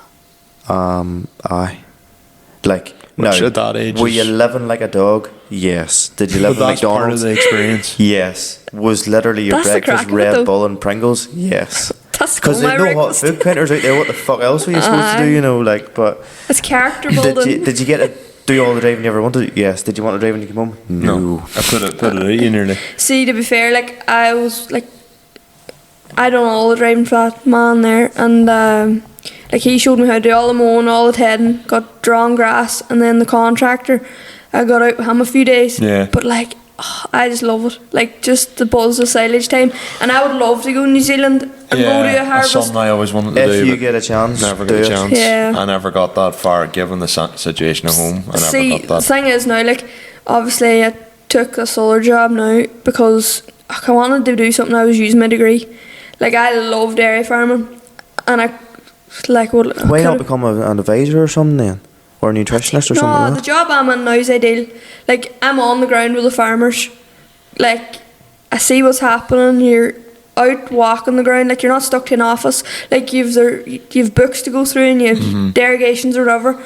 You've the perfect mix of both. Like, I always said, like, an inspection job would really suit me. And, like, I have the dairy farming part-time, so I can still milk in the morning. Milk whatever evenings. Say Saturday work, there's cows to dose or whatever. Well, what's the going rate for the relief down south? Is it 30, 40 euro? 50 euro milk, and I get Huh? 32 pound of milking up here would be good money, wouldn't it? 30. 30, yeah. 30 is the I sort was of going working rate. full time for that man, and then I was finishing at say 6 o'clock. I was going up then doing another milking with this other man. Fuck me, you should have an E36 M3 bought about 4 years ago. Any morning or It's them any, Lexus diffs. any They morning just then, get you. any morning then that I wasn't milking on the farm I was away full time, I was doing up there. Like so that there makes a big difference to your week's wage. Like aye, Oh, even you're only doing 4 or 5 milkings a week, like it's 250 quid. Like that Oh, pays the rent, 100%. the rent and your everything else. Like this way, and it's not even that. It's not even for the money. Like it's to keep connected to them kind of 100%. boys. Like even when I left, like I was still got the call for silage there on the first cut. So like I still got that wee bit of driving at the start of the summer. That's something I kind of have sort of missed out on in this last while. Is like, you know, for a long time there, it wouldn't have mattered. Like coming after slurry or silage, I would always get a call here. Could you come on and drive? And now probably the last 2 years have passed. And the man I would have worked for, I still call up and see him and land and chat with him. Be like, Yeah. what's the crack? It used to be you bought a big T7 210 and all there, like in. Like 5 years ago, I'd have been like, I want to be up, I want to be driving that thing, I want to be out slurry. And now it's like, well, now I have my own stuff to look after, and yeah. have my own stuff to do. Like, and I'd love to be sitting in a big 50k, 55k T7, you know, flying up the roads instead of being bounced out of a cab in a 11090. But have my own stuff, like, and it's just that's what it comes down to. You don't have that anymore. When you're working when you're working full time, like it is hard to get away. Like you have to be available for 24 hours a day when you're Aye. working for a dairy farmer. Like, they expect you to do whatever. Yeah. Like, whenever I was working there, like, you're there 6-7 days a week. But like, you do, like, you have to love it to be at it. Like, Whenever I was younger, but like that's, and like even between summers at uni and stuff before I was working on the building sites, like I was making fuck all money at it, but I loved it. The experience was unreal. Like, you were learning how to do everything. I loved it. Like, it was class. But To be honest, since all new went in, and you know, it's one of those things where whenever you have all the data about the cow, I've far more interest in the cow. it's so interesting now to see how much it's evolved. Like, and then you see various videos from other YouTubers, and Yeah. they're saying, you know, grazed or whatever, and then their leaders have went to this, and then I'm straight on remote desktop and say what my own cows are on, and I'll be like, I'm fucking doing better than you. You know, seeing how different people do different things on the different technology available, and you're like, geez, how could that work on my farm? Like, there was like 2 or 3 cows say they've been down yield 10%, and then you go on and you notice the bastard haven't ate as much that day. Aye. You know what? You know what? That is serious. But like, are you involved in any discussion groups? No. Like, that's a big thing in the south. Yeah. And it's on really, Facebook just. no, WhatsApp just. Oh, like, say right, their right. catchment area for like whatever milk suppliers, like, they're all in my discussion groups, and they go to farm walks and everything else. They're going out, and people that's in their group, like, going out to their farm to do a walk, or going to someone's farm down the country, or going to different That would have been a big thing. trips as in well. the Like, north. Your dad would have done that. My dad and your dad would have been on trips like that 30 years ago, 40 years ago. No, like, well, in regards, they're not like that, but, you know, we are part of some groups, and like, Aye. they recently went to Patton's there outside Larne, and they have a full new dairy, essentially full new dairy unit with a lily kitchen and all, so basically a full. Now, Aye. do not get me wrong, would I love a lily kitchen? And yes, they are fucking the dog's anglies, but you love the hardship. Would you want to be paying for it? but the way you look at that is, you can't go and say, oh, I have a tractor there, I'll buy a diet feeder, I'll do this and do that. Yeah. You go and say, I have to buy a tractor, I have to buy a diet feeder. Aye. You have to do whatever shed for another feed passage or whatever, or for another silo. Yeah. That's the way you look at that. So your 200 grand for a lady kitchen isn't actually as dear as you think. No, I get that. I get that. There's a man in Antrim there. I can't mind his name. Conor something. Conor Casey, is it? I know He done a roughly who farm you walk there, technology farm walk, and he is the robot diet feeder. Aye, the Lily. Juno? Yes. No. Vector? No, Vector. it's not Lily. Juno's the pushing, It's yeah. the GA or some version. Gia. It's Gia. It's done by augers. Aye, it is savage. So for work there, I got out with one of the farm commercial specialists. Like, he was doing this, organising this walk for his discussion group or whatever. So I got out that day to go. But it was class to see, and they had everything was automated. He had the collars, he had the robots. He done nothing, like. And he'd Done nothing, but does everything at the same time. it's management then. Like, Yeah. the hard work's out of it, the labour's out of it, but it's the management But, side of things, looking at stuff you're all now- the time. It's now you're operating a farm from here up rather than from here down. Yeah. Instead of shoveling shite, you're And now. he's no fucking. He doesn't have to worry about labour. Like, that's the thing that's getting harder and harder to get. That's where it's going. Yeah. Like, Like, I can nobody see- wants to work on a farm long term. Like, even myself, like, I love dairy farming, but I knew long term, like, the money's not there. No. When you have a degree, you want to kind of move on and use it at the same time. Aye, absolutely. And you want to stay relevant.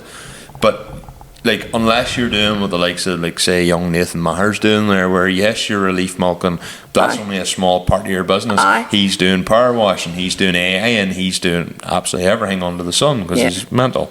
But, like, you know, he is an entire business, Yeah. and his plan is actually to grow that business and start employing people, so he's managing the business rather than actually doing the work himself. Aye. Same thing again, getting out of the labour and going into the management. Like, it's hard to beat a handy number. Like, home at 5 o'clock in the evening.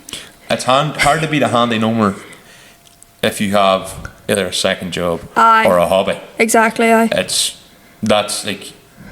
That's the way, like, to have it. Like, if To be you're honest, if I wasn't from a farm, I'd be doing exactly what you're doing. Like, there's money in there. That wee bit of milking, like, and then, like, you're not killed either. And I still get, like, say there's jobs, say covering the pit, grand, do a bit of rolling of the pit or whatever, because this man gets a contractor in. Like, it's all them wee jobs add up. Like I still like being involved in all Yeah, that of there. course, And the absolutely. dosing, like he would let me batter away at it, and like it's good experience when you're young too. Like just keeping connections. Like, Absolutely. Well, we call it time there, guys. Aye.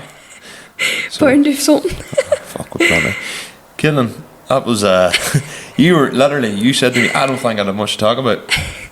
Probably. I think we've talked for the guts of 2 hours there. It's half 11. Like. The whole thing's not going to be 2 hours, like, but I'm not far off it, I would say. And we still have our section to do, which we're not doing that tonight. Nah, and probably not tomorrow night now either. Caitlin, thank you so much for coming down and making the trek, for being here. How long Oh, did it take bother. you? An hour and a half wasn't too bad. What I actually have to say is, How many times have you asked me? well, that's what I'm about to say. Like, and fair play, your confidence has clearly grown over the last few years. I'd say if I asked you to do this in 2023, in fact, I might have asked you to do this in You did, 2023, and you were like, no. I even asked you to do an interview. I think it was last year, and you were like, of me eating my curry chip? No, fuck off. But like, what the fuck? I just think it's so strange. Like I've only a Lexus, and It's a demographic. I know, but like you know what I mean. But like you, honestly, I would see the amount of Snapchats I've got in the last week of one sitting watching that on their TV. Of like I'll tell you why, because it's relatable. Aye. So everybody's watching for themselves. Aye. Obviously, I can't include everybody, and I'm pretty sure I missed Oisin McCare again this year. I missed him last year too, and he put a snap up going, "Can't wait to be missed by Michael Scullen again this year," and I missed him. And it wasn't unintentionally, because I know what sunstrip he has in his car and everything. I was Did you watching do many for interviews at King of Cone? loads. Aye. I don't like see that whole chatting thing. I can't do it. He can't stop. Ironically, No, but like it's think just it's grand, different. like, see when you're surrounded by people and you're like, right, speak into this little mic. It's so I'm much like, handier when you're here. yeah. And there's nobody else about. Have you even noticed the camera's Oh, been there I've for looked that? at the camera. Exactly. But nobody does. But see the hefty brown envelope helped persuade me to come as that's well. what it was. That's what all it these was. cash jobs I haven't with Connor's. Connor was able to give you a sub for that one. That's right. To be fair, right, for someone that turned around and said to me, "I couldn't come on your pod. I wouldn't have anything to talk about." Think we talked about a right bit in that podcast. There was another 2 hours. Yeah, this is going to be a long pod. We're making up for the lack of. Yeah, to be fair, we've like. Do you know it could be a 4-long podcast this I think stage? this one might be the first 4 one. Yeah. Well, Fuck me. yeah, that's When I good. live streamed on Sunday, when I opened my mouth, the views went down. So That's right. I interrupted. because we were just like recording the cars going past, and then I was like, Connor, jump in and we'll talk about cars that we see and all. And the instantly views went people down to like 60 to 50 to 40. People are like, we don't care. I was like, People maybe I just wanted to maybe I should brainlessly watch it, shut up. probably. But yeah. So again, great guest. Very happy to have her on. And finally, thank you for coming on, Caitlin. It's only been a couple of years, and she took a banner. So anyway, Connor's tired, so we'll move on to the thoughts in the I'm community. We're all alright, tired. I'm alright. I am tired as well, to be fair. Dylan Jackson. Have you recovered from Lexus and just tinnitus? Tinnitus? That everyone who's been to King of the Cone gets? No, No. I don't think so. My ears were ringing for about 3 or took 4 a- days it after. took a Me and couple of you days, like. had the same idea. Thank God for AirPods. Oh, right enough, aye. Life hack. noise If you cancelled. want earplugs, AirPods Pro 2, I had at one point earplugs in. they don't do none. No, they did. They were too good. I didn't like the fact that I couldn't We hear could cars. them. Yeah. I See, see, ours we can went still from- hear. Like, wham, bam, bam, Yeah. to wham, bam. Because Like, I took my AirPod out and was like, oh shit. No, I man. didn't realise just how well they were working. Reese was the same. I didn't. Whenever I was doing, I didn't really. Whenever I had the earplugs on for a while, like all I could hear is dun, dun, dun, dun, dun, dun. And I was like turning around. Oh fuck! There's a car Nah, right beside me. right So beside I was like, no. whereas you I could would- still hear the car, Yeah. no bother, but. We can still hear each other talking at times No, too. like Oh, I know, with the adaptive one, yeah. with the earplugs on, I could hear nothing. Like. I mean, they came back black. Did they? The case, but my case was stinging. I'm not surprised actually. Sure, They're genuinely well worth the Oh, 230 or too 240 something anyway. there. Too much. Nah, fuck that. No, Jay. I said before, like the sound quality of cheap. No, Yeah. There's some things that when you pay money, you get what you pay for. Yeah, but the problem with them things is I would leave them at my arse somewhere and forget about them. That's thing why you can you track don't leave them at your Oh, you don't arse. have an You use a iPhone? Find My thing, and it Mine brings you whinged straight at to me where because they're they're at. sitting in the car. Mine's is, well, I have a Samsung though, so it wouldn't really work. Like my iPad, it keeps telling me that my iPad's lying in my car. Yeah. Look, yeah, Connor's iPad Air was left behind today. Tangent. AirPod, sorry. Tangent. look, see, to be honest, it is loud. King of the Cone is loud. And then at one end, there's a few boys have referenced this. Johnny O'Neill's speakers are one side. Yeah. Johnny O'Neill plays absolute tunes. How do you can hear them still? Yeah. But Then you can feel them in your chest. In my head, if It was they weird could, walking by with the AirPods in, and Yeah. your fucking thing was beating. Yeah. but if they could get them to the other side and have them I look don't- quieter on the one side and then run. The only thing is that would mean you have to run cables up. Yeah. And that could be a bit of a logistical nightmare. Or you might just get someone who's completely pissed off their face going, electrical cable, and try and cut it with a Try knife. to eat it or something. Yeah. So, like, but ideally that would be a great job because then that would mean you've surrounded. Who? Seamus, you was- could hear Seamus all around the system. Somebody was saying that they couldn't hear their car on that side of the track. I can't possible. remember. And they were saying that they thought they were doing a burnout, but they weren't. Because they were like, oh, da, da, and then someone was like, you're not doing it. And he was like, oh. Was that Because he Dion? couldn't hear what his car was doing. Holy shit. Because all he could hear was doof, doof, doof. Hey, to be fair, if it was a Lexus, I think I'd rather hear Johnny I think it O'Neill's was a tunes, Lexus. to be honest. Some of them do sound well. With a proper exhaust and two boxes. Oh, they're- they sound Mine well with a sound- turbo. Mine They sounds great. sound like a mini. Teslas, you can do it's like It's a mini I JZ. love Teslas. Just sound like a better sounding twin cam. no twin cam still trumps them all. To be Again, honest, with you. depends on the exhaust and the Tesla. Yeah, that's true as well. But Alteza would have a faster hitting limiter, which is probably why. But they're hard to beat the John Can I speed. chuck a 2 pence in here? Yes. White Alteza. I was the only way I raging. can describe you, and it's the only way that you're going to know who you are. Asian man driving. God, you're a savage driver. He was a good To pilot. be fair, Oh, I I pointed hope them you out hear to you at the this. start, and I went, I'm really sorry. I do not want this to sound racist in any way, shape, or Yeah, form, or we're bad not. in any way, shape, or form. Who's the international fella? That's the way to play it. Well, that doesn't narrow it down either. Well, he was probably It could be born. anybody. You know, he could have been born. I'd say if weird. you walked up to him, he'd have the thickest Donegal accent. Well, anyway, savage. Yeah, Savage great pilot. driver. I was great like- pilot. He was very precise. Oh, yeah. I was Way like, he Alteza. has Just, DK. it has sounded the best. That was a nice hitting oh, car. He has DK, son. Right. Okay. Regan Billy, the whole way from New Zealand.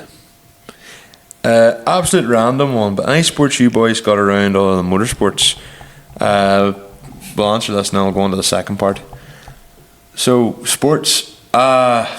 You, Jim, I jam. I weightlift and you cardio. weightlift. and- I used to do a bit of cage fighting, but haven't done that now, I'd say, and haven't been in training in about a year and a half. I follow a lot of sports. You follow a lot of sports. You'd be big into the guy. Depends what side of the country you come from. No, well, You're so just a little bit too follow- east of the van. Follow, well, the guy football hurling. What's your follow, thoughts on the hurling on him? Aye. Follow, I know it well. follow Premier League. Follow like local club and that a bit. Would watch a lot of the darts. When I get a chance, like the Premier League and that. Darts is something I can't get into. I can't really It's, get into to be fair, it was a lot from like Luke Littler and that there, but then it's like anything. There was a reason then You to jumping get on the into it. hype. Yeah. It's great. It's unreal to watch in a pub. I used to play golf too. Big into snooker. Really? Mm-hmm. Would have been big into snooker. So just Again, it's that I can't watch it. Oh, I can't watch it. It nearly seems like still the same, like sort of 10 to 20 players are still like at the top. It's one of those games where they can Aye. probably longevity. They can do a lot. Aye, you're not like physically. if you took me, Rugby, I would watch aye, rugby. it. Rugby league, I had watched when I was in Australia because it's a lot more popular out there. Speaking of golf, Even American football, whenever it's on at times, It's I would class watch to it. watch in I've watched person, bits of but it too, not they stop too much. Not on the TV. See, in a stadium, if you watch American football in a stadium, we've seen it the was- Texas Derby. It was amazing. Atmosphere. But it's because you were in one of the best stadiums in the world, sitting way up, like it was on, like just that Yeah. was incredible. But like when you sit and watching the TV and some man falls over and then they call time for 5 minutes, then they run for another 15 seconds and call time, it's like, this is shit. Yeah. Sports, yeah, I used to play a bit of Gaelic and a bit of hurling when I was younger, like, but What's that? native sports, Adam. So did I. I played one up to thing I Silver always 16. wanted to play was rugby, but when you go to a Catholic school, they were all like, no, it has to be Gaelic football. My And I was school like, never played rugby. really? Yeah, but as soon as I left, I started playing. Really? It was when I was when I was in first year. Our PE teacher let us play British Bulldogs, or should I just say Bulldogs? Do you know what that is? Oh, aye. Aye. Yeah, we call it British Bulldogs Yeah. too. It took 7 people to take me down. And that man actually turned to PE teacher, was like, you should play rugby. Yeah. But See, there's no rugby clubs around here. The nearest one would be either Ballymena or Marfell No. or Roundstown. When you're, Well, they're mostly main town clubs anyway, Yeah. if you know what I mean. but like when you're, 14 and Yeah. training's at like 7 o'clock on a Monday night. Like there's no buses from here really. The only thing you could do is hang about the town. Nah, It's you not don't wanna do that, You're like. not gonna do that. Like Well, I played football till I was more or less 16, but then it was like driving tractors and that. yeah. I went to hit balls there with my brother-in-law. I haven't hit a golf ball in 15 years. I literally can't play golf. I was whacking balls, and granted they were hooking right and stuff, whatever, but he was like, how's your swing so good? I was like, what are you talking about? He was like, see if you could hit straight. Don't know why I couldn't hit straight. It's not easy to hit straight. He was It's not like, easy to he hit was a golf watching ball. my swing, and he was like, I wish I had your swing, and I've been playing golf for 20 odd years. I was Fuck. like, right? Maybe that's Shame me. it's going towards County Hall. Like, Well, I was here, like, well, going back later, it's over the fence, we'll get the balls. There's a window just went out the tully glass. sure, I tried Kilray when I was 17, Yeah.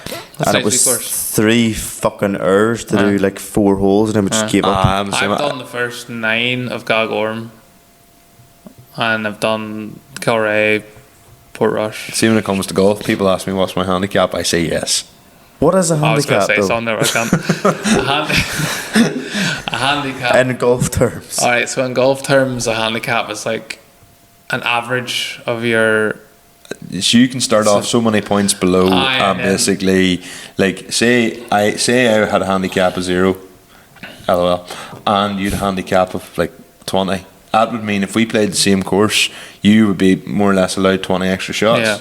So Oh, I get what you mean now, yes. So you're like, you'd be the 20 under par. It's like an average of like. That's if many you're- under par you start with, Aye, basically. pretty much. I genuinely think, think anyway, I've never looked into it properly. Like, if I had a handicap, I genuinely think I'd be in the hundreds. Like, Oh. I can't say what I want to say yeah, don't get us To be started. fair, because you're gonna have to bleep something. to be fair, all the same, Happy Gilmore 2's out shortly. It is. That's I'm right, very actually. looking forward to that. The second part of that question is on the. Before you go any Oh, further, I've seen the tangents to F1. I've seen the galore F1 film I there haven't seen it recently. yet. Here, is it in 40x? It is. Oh, I might go get some motion sickness. To here. be fair, it's not obviously a documentary. It's very much it's drama not. based. It's It also is a catering ve- to people who don't know what F1 is. It done like for Top Gun Maverick. Yeah. Like you know, Yeah. same director. It was a good. It was a Yeah. good show. Gemma really enjoyed it, and I assumed she would think it was shit.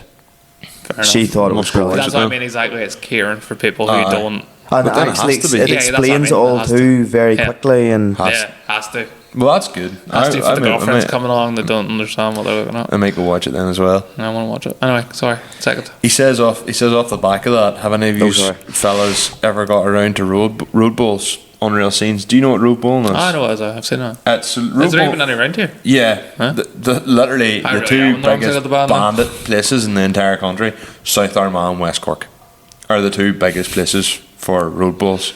And apparently it's mental. Boys be betting and everything. Oh, the two I've seen the videos of it. It's crazy. Could I understand really what they're doing? Well, it's but just basically a it's group of just boys that bowls wash for- diesel versus a group of boys that like ambushing other people. That's the West Cork boys. I'm to be looking fair, I was watching that TikTok that we done at Jeremy's mine last year, and the shaft broke. Yes. And whenever you listen to that after the wee bit of talking, it's like, I'm like, That's your fuck it. no. JD, all you hear is, and then somebody says, what is that? And you're just like, West Cork. West Corkian. They They have a Watch very. it. It's, you hear me talking it, and I Excuse me. sound like a fucking talking gibberish too. But see down there, like them boys can. I've never been down there. Really? I'm looking forward Jesus, to you going. need to go to Jeremy Holland's house. It is a fucking Well, We'll be experience. going to Jeremy Holland's will house. be. Yeah, Jeremy Holland's house. Anytime if I can get anywhere down the country, I'm for Jeremy's, like, because it's always savage crack. Like, you'll end up in the yard. It's like Conor coming here. You end up in Jeremy's yard, and you'll end up. It's like, right, what am I doing today? All right, I'm loading muck. All right, suddenly I'm drawing slurry. Like, Sweet, I'm getting some more track experience then when I go in. pretty much. And he has more harvesters than he has cows. He's more harvesters than he has children. Well, I'd like to think so, unless he's cheaper bred that doesn't. He does actually have about 9 harvesters. I thought you would More? say 9 children. Wait, what? Then, so Ewan Brown said, "What is the best tunes for spin about? Pure country or DJ Cammy or somewhere in between? Depends on the mood for myself, Yeah. but like it could be from Ben Nicky playing Love Belfast a bit of Ben Nicky. at Belsonic to recently it's been a lot about chart music till jiving country music till skeet beats, which I suppose is DJ Cammy and Yeah. that, till American country. Could be fucking anything really. I can't listen to country when I'm driving. I've tried. Really? I love a good sing song. Like, I know a lot What of it. country though? Like American country? Irish country or American country. Country pop? Hey, I Or try to look just them all country? into the same, to be honest. I don't. There's types of. Okay, so. American country are very good driving songs. Yeah, right. So I like, obviously, like your Luke Combs, your Morgan Wallens, Zach Bryan.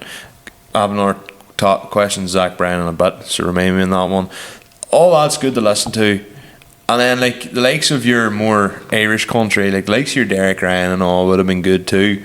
Then you get You a lot. have never listened to that in the car though. Uh-huh.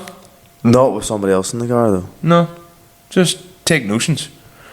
To be honest, like, The only time I ever hear you in the car is like, Half the time when I'm in the car with him, it doesn't have the radio on at all. I would if there's a passenger in a car and I don't turn to on the be radio. fair, in my opinion, peak tunes was 2010, 2014.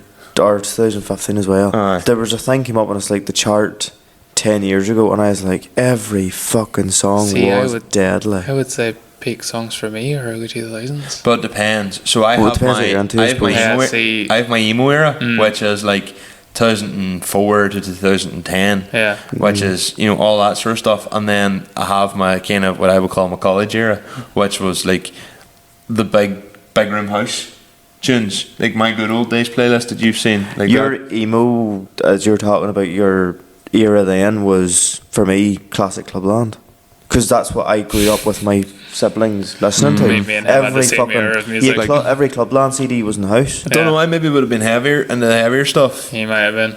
I listened both my Valentine events, Well, Sevenfold. I I'm also never the get into whitest that. person you'll meet until I put my radio on. Ah, yes.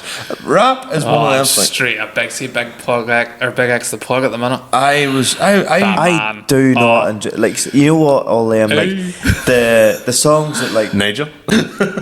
you know the songs that, like, you sort of played 20, 17, 18, 19 for car scene stuff.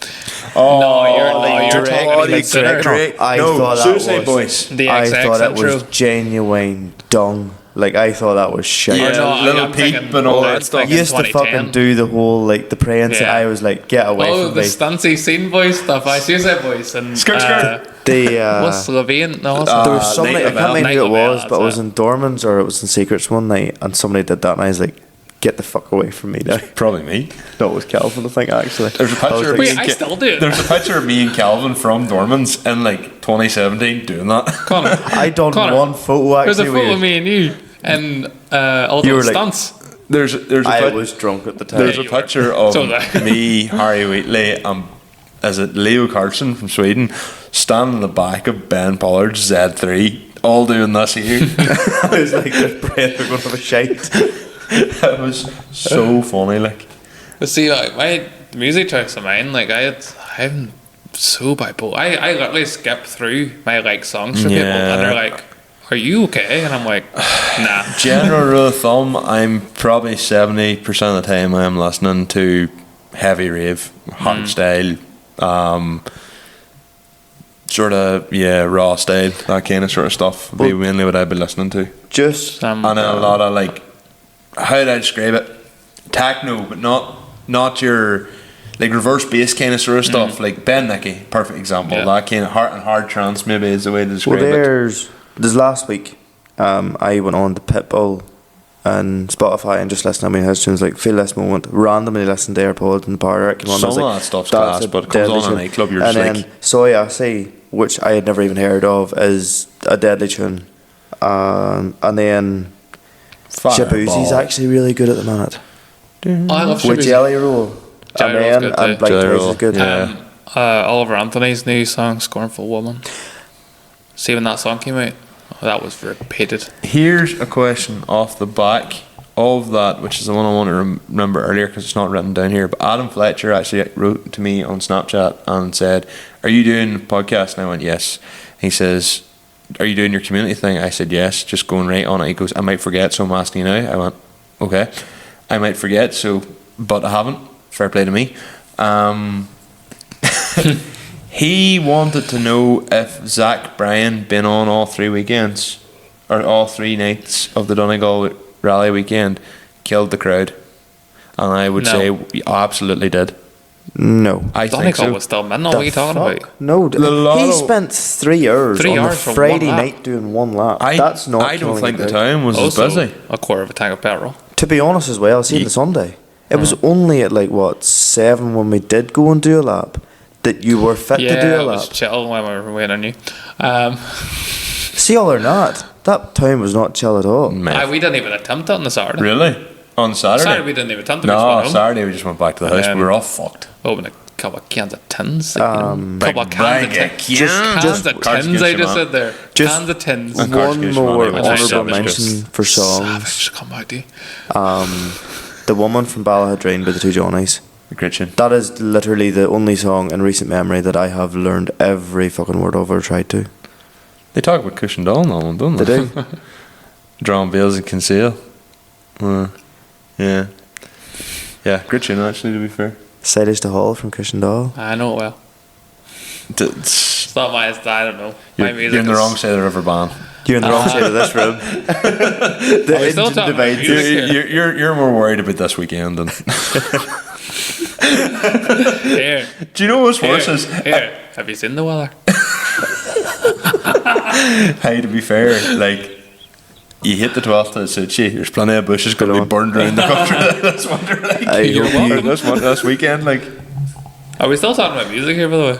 Nah, well, Nah, we'll move we've on gone to off. the, Better move on, the, is it? the These community. Menchies are shocking. Sorry. Jack McCormick is the next one, isn't it? Basically, suppose what second cut shaping up like in your end of the country, grass growth, we have a very poor timing. Well, Shite for me. second cut is well and truly done. We did a Beals. How many We had bills did you have? Roughly 900. I think if I I got. didn't even get one phone call to come and lift one. Sorry, You nearly never that. asked. I didn't think I had to. To be fair, You'll be mine in a couple of weeks, don't worry. I know I can't wait. Please time it till I'm not working. I've been looking at your schedule, but it all depends on the weather too, obviously. No. Nice kid. to be fair, like with the way the years went, it's a fortnight like sooner Yeah. for some random reason. We Yeah. cut earlier than we ever did, but like it suited to cut earlier. Aye. The only problem was we should have cut a fortnight before, so roughly now about 3 weeks ago we should have had our silage done. So you Was had it the more weather that stopped you? It's more the fact of the that weekend at Donegal. That real intensive heat caused Yeah. the grass to be stressed a bit Yeah. with the whole rainfall and stuff, Yeah. and then it just went to shit because it was stressed. But no, like it was. We had roughly about 9 bales to the acre. There was one of the fields that I thought this. I can't not Did say you this. just clean off I thought 100 it was- acres for second cut? Holy Aye. shit. Yeah. No wonder you had it for so long. I thought this is a good one. So on the Monday we had Tulloch to do. I can't 20 remember. bills to the acre, probably. No, not even, no. The brother had said, a couple of trailer roads bringing home, probably only 40 bales on it. So then, my dad was like, there's no need for you to take a day off work. And I was like, look, I'm fucked from the last 2 days. I'm going to take the day off anyway and just do whatever. Jumped in with Conor, and let's just say, I was like, many beals roughly in this field now? He's like, oh, well, still this, obviously this bit the bale, but there's 95, and I'm like, haha, if only you one knew. field. If only you fucking knew. Oh, 95, there's... And Conor makes a big bail. There was 100. Conor makes a big There's bit. 120 in that field. And then you put 10 in the trailer and bring 10 home at a time. To be fair, after I said I would do You only it. brought 10 home at a time on So- a trailer.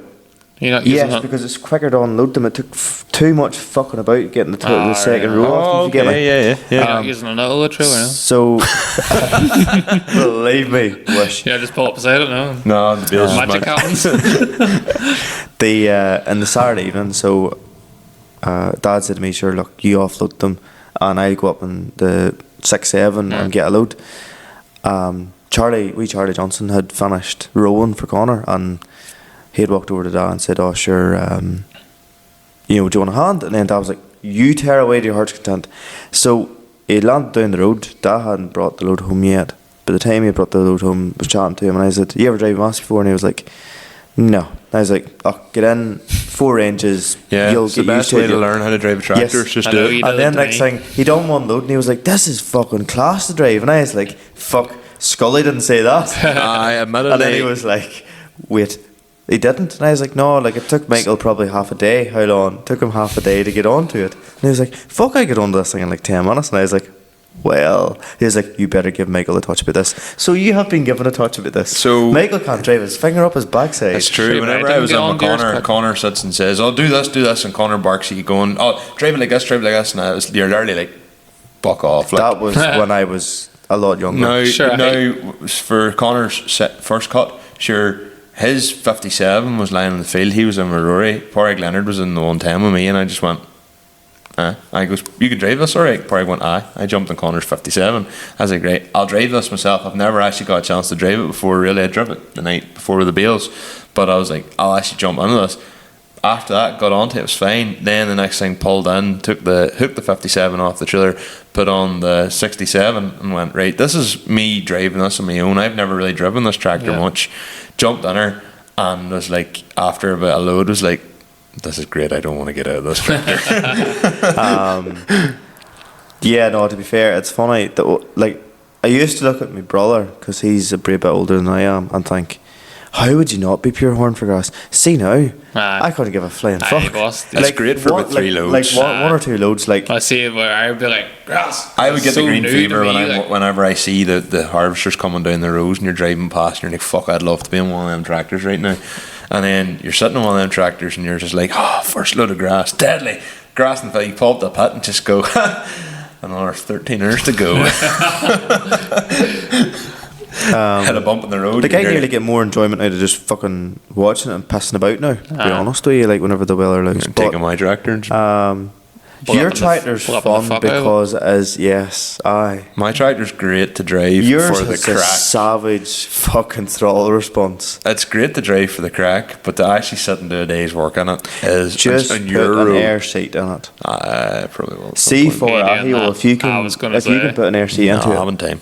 Get a pillow. Or 2. Andrew Morton wants to know Oh. about your side mission. Oh. That was one of the best crack evenings I've had in a long time too, to be fair. So I think it was Wednesday. One of the days anyway, I can't mind now. He said the night before, do you want to come and run? I was like, I know baller. Worked out then. He landed in the powder. I said, look, obviously it's milk first. Andrew, to be fair to him, is a better stock man than I am. I don't know what we're talking about here. So Andrew Morton as in Panda that would work the Do you know the fella with the 1455? 1455 with case? no windows running on it? That's kind of Mad Max looking. Okay. I might not say it. Ah, you but- would, aye. Oh, you would definitely. Have you been in the tractor pulls with us? No, we had this conversation a couple All right. months ago that we were going to go to one. Is one of them not on this weekend? BRM's on the 18th, yeah. I'm away on the 19th. And the Would you 20th, like to go to it? Let's do. We'll do BRM on the 18th. 18th. Yeah, Is that the Friday? yeah. And Ballymena. 18th If of Ballymena is the 26th, I could go to it, but I can't do it. It's 25th because of 7th birthday party to go to. Next fair year is the year for tractor pulling for me. But no, so Andrew came. I have to admit, like he spotted things in the parlour that I didn't spot, so big up to him, fair play to him. Like I whenever somebody is fit has spot something that I didn't spot, Yeah. I'm like, you are better at this than I am, regardless. We went. He left a new turbo for the 14, and fuck, he's savage crack. To be fair, Nice, you know. good call, like. Went and seen the BRM track. I have got to say, they have spent A lot of money. some dough, like A lot of money. bound to be 6 figures. Some being spent there, like Yeah. you know, for a full-on purpose-built track. Yeah. The field last year, I done the flag marshal at it last year, and like it started to sink. Is that the one? This is the one you told me to go to. The bit. Yeah. Yeah. It started to sink. This year, Stephen Keeley has just went, nah, we're going to do the full thing. They've drew about 30,000 tons of stones, and like it is. They dug 6 foot deep And filled and up. just took everything to the. I think the long term goal is to turn it into like nearly like a proper fit for purpose. Oh, aye. So Nearly they like can a stadium. have Yeah. so many events in it per year and all Yeah. that crap. And like they can run proper, like bring bands. Like, is the Danny Byrne band going to it? Supposedly, is it Derek Ryan some Cure book next year? Fuck. Well, Danny Byrne now follows us. Danny Byrne band now follows us on Instagram. And you're like, it's the brown shoe wearing his paid off. Well, they do have colours. a song called Brown Boots, like so. Yeah. I'll finish off the last couple of other things that have been sent through to me. I know I try to keep everything on the community now, but there's a few wee different bits and pieces here. So there's a lad called me. I was at the tractor pull in Monaghan, which we haven't even had a chance to chat about, but it was ages ago now, so it was good out crack. Monaghan was class. Lad stopped me on the way out. I think he was fairly well on. He goes, "Hey, listen to your podcast. Just say Tiernan Loughlin with MX 150." And then he's like, "I'll hear myself." And I went, "Right, no bother, lad. Good enough." So Tiernan Loughlin with MX 150. You've had your wish. You've been called out. Bought a bail lifter off another listener, Jack Brodigan. That's right, Bought the Michaela. I am zero use at helping people fit brackets. Yeah, I had to reweld them I'd the be even following. less just. Don't worry I about had it. to reweld them the following like, day myself. You know, like I am stone useless. You have to redo it after I give you a hand. Yeah, I done it the following day myself. Just At least you admitted doing that. You could have just went, it was great. Jack says he has listened. We were chatting, standing in the yard. He's like, he was like, "Do you want to go do a tour?" And I was like, "Lad, I need to be home, otherwise I would." So we'll go down again. Great story with the way the whole place is falling out and where they're at's a mad spot. Like they're on the marsh down there in Dundalk. But he was saying that he has listened from episode number 1. Fuck. And I was like, fucking fair play to you, lad. That's You've class. clearly listened to us getting better at doing this crack, or attempting Well. to be better. It's funny, you go and look through some of the first few comments on like the old TikToks, and it's people who now we would know. Parry Leonard, Andrew Muldrew, all them people going, "Oh, this is class, hearing us and all this here, like deadly." Jamie Higgins, I know Tom would do a lot of the aerial stuff for us. Jamie Higgins wrote to me and asked if we'd give him a shout out for his as well, Higgins Aerial Photography. So Tom Bowden would have done a lot of the stuff for us. Tom Bowden's class act at it. Jamie, to be fair, if something you want to do, lad, go for it. So I said I'd give him a shout out, so have done. Dylan Jackson again. There was remember the 308 at the tractor run? With the boys that had the flag. Yes. Yes, off the CB radio. Yeah. Right, well that's owned by, I'm pretty sure it's Damien McCourt owns that. It's one of the 3 lads anyway, and I think it's Damien. Apologies if I've got you mixed up. You can let me know if I have. So he is one of our sunstrips. Right, but at Finvoy Barbecue there a few weeks ago, at the Young Farmers Barbecue, he actually bogged the car. And Dylan Jackson just sent me a Snapchat, because you see the sun stripping all across the car, and Dylan Jackson sent me a Snapchat saying limited grip differences. Or don't tear up the ground when you're clearly on the pole. I just He thought did that tore- he tore up the ground when he was on the I pole. just done some laughing at that. I was like, that's fucking hilarious. That's a Michael thing to do. We'll finish off on here then as a story.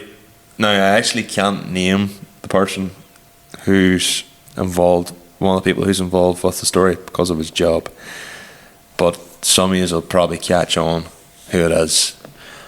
Anyway, there's a night, a few Donegal rallies ago, this certain individual had a white twin cam, and him and Archie were hoofing about around Letterkenny, and certain individuals got reported. Marty McCaig happened to be coming out of Letterkenny in a white twin cam, and he got pulled out of the car by the cops. And the only reason Marty got away with it is because he was able to prove from a video that someone else had took that he had a different sunstrip in his car. Not even the number plate. The video was too poor quality. Oh They my can't. god. They couldn't just be like, "White twin cam, white twin cam." What was you? Well, they were just said it was a white over black. Look, that's just, I was about to say the person's name. That's just what they told me. He said they were reported, and Marty got pulled out of the Huh. car. So just, I was like, that's a really, given off the back what's happened, how them two boys are connected with a story with a certain individual. I thought that was quite a funny way and a bittersweet way in a way, kind of, to end off the pod. So yeah, this is probably our longest podcast yet. It's probably like 1 a.m. It's 12. Shit. Fuck me. I told Beck I'd be home early tonight. And Yeah. and I wasn't going to come down. Yeah, and you're still here. This is why I was hesitant. Yeah. Well, call it quits, boys. Yeah. If you've reached this long, Fair play. fair fucks Did to you do it in one stint, or did you pause and come back to it? Oh, 4 or 5 stunts, I would say. The only boys that'll get through this in a day is the ones welding. Weldon. Aye. Welding or a lorry driver. Mm. Someone like Phil Kennan maybe get through it. I apologise for having to listen to me. But God help your And my tinnitus. tangents. Tinnitus. Ye- After this. Is that my we what? us. Your tinnitus. We us talk. you can follow You're the not an S200. you can follow the Still. podcast on at Limited Slip Differences on everything. You can follow me at Michael Scullin _ And I'm at Conor.McGee and everything, and Adam, you are. Hang on. MCC 7.5R. Oh, it's It is changed. MCC 7.5_R. Oh, _R. Yeah. Nearly had it. Folks, we're away on to fuck. Best of luck. See you Nay, later. night. Nay, night.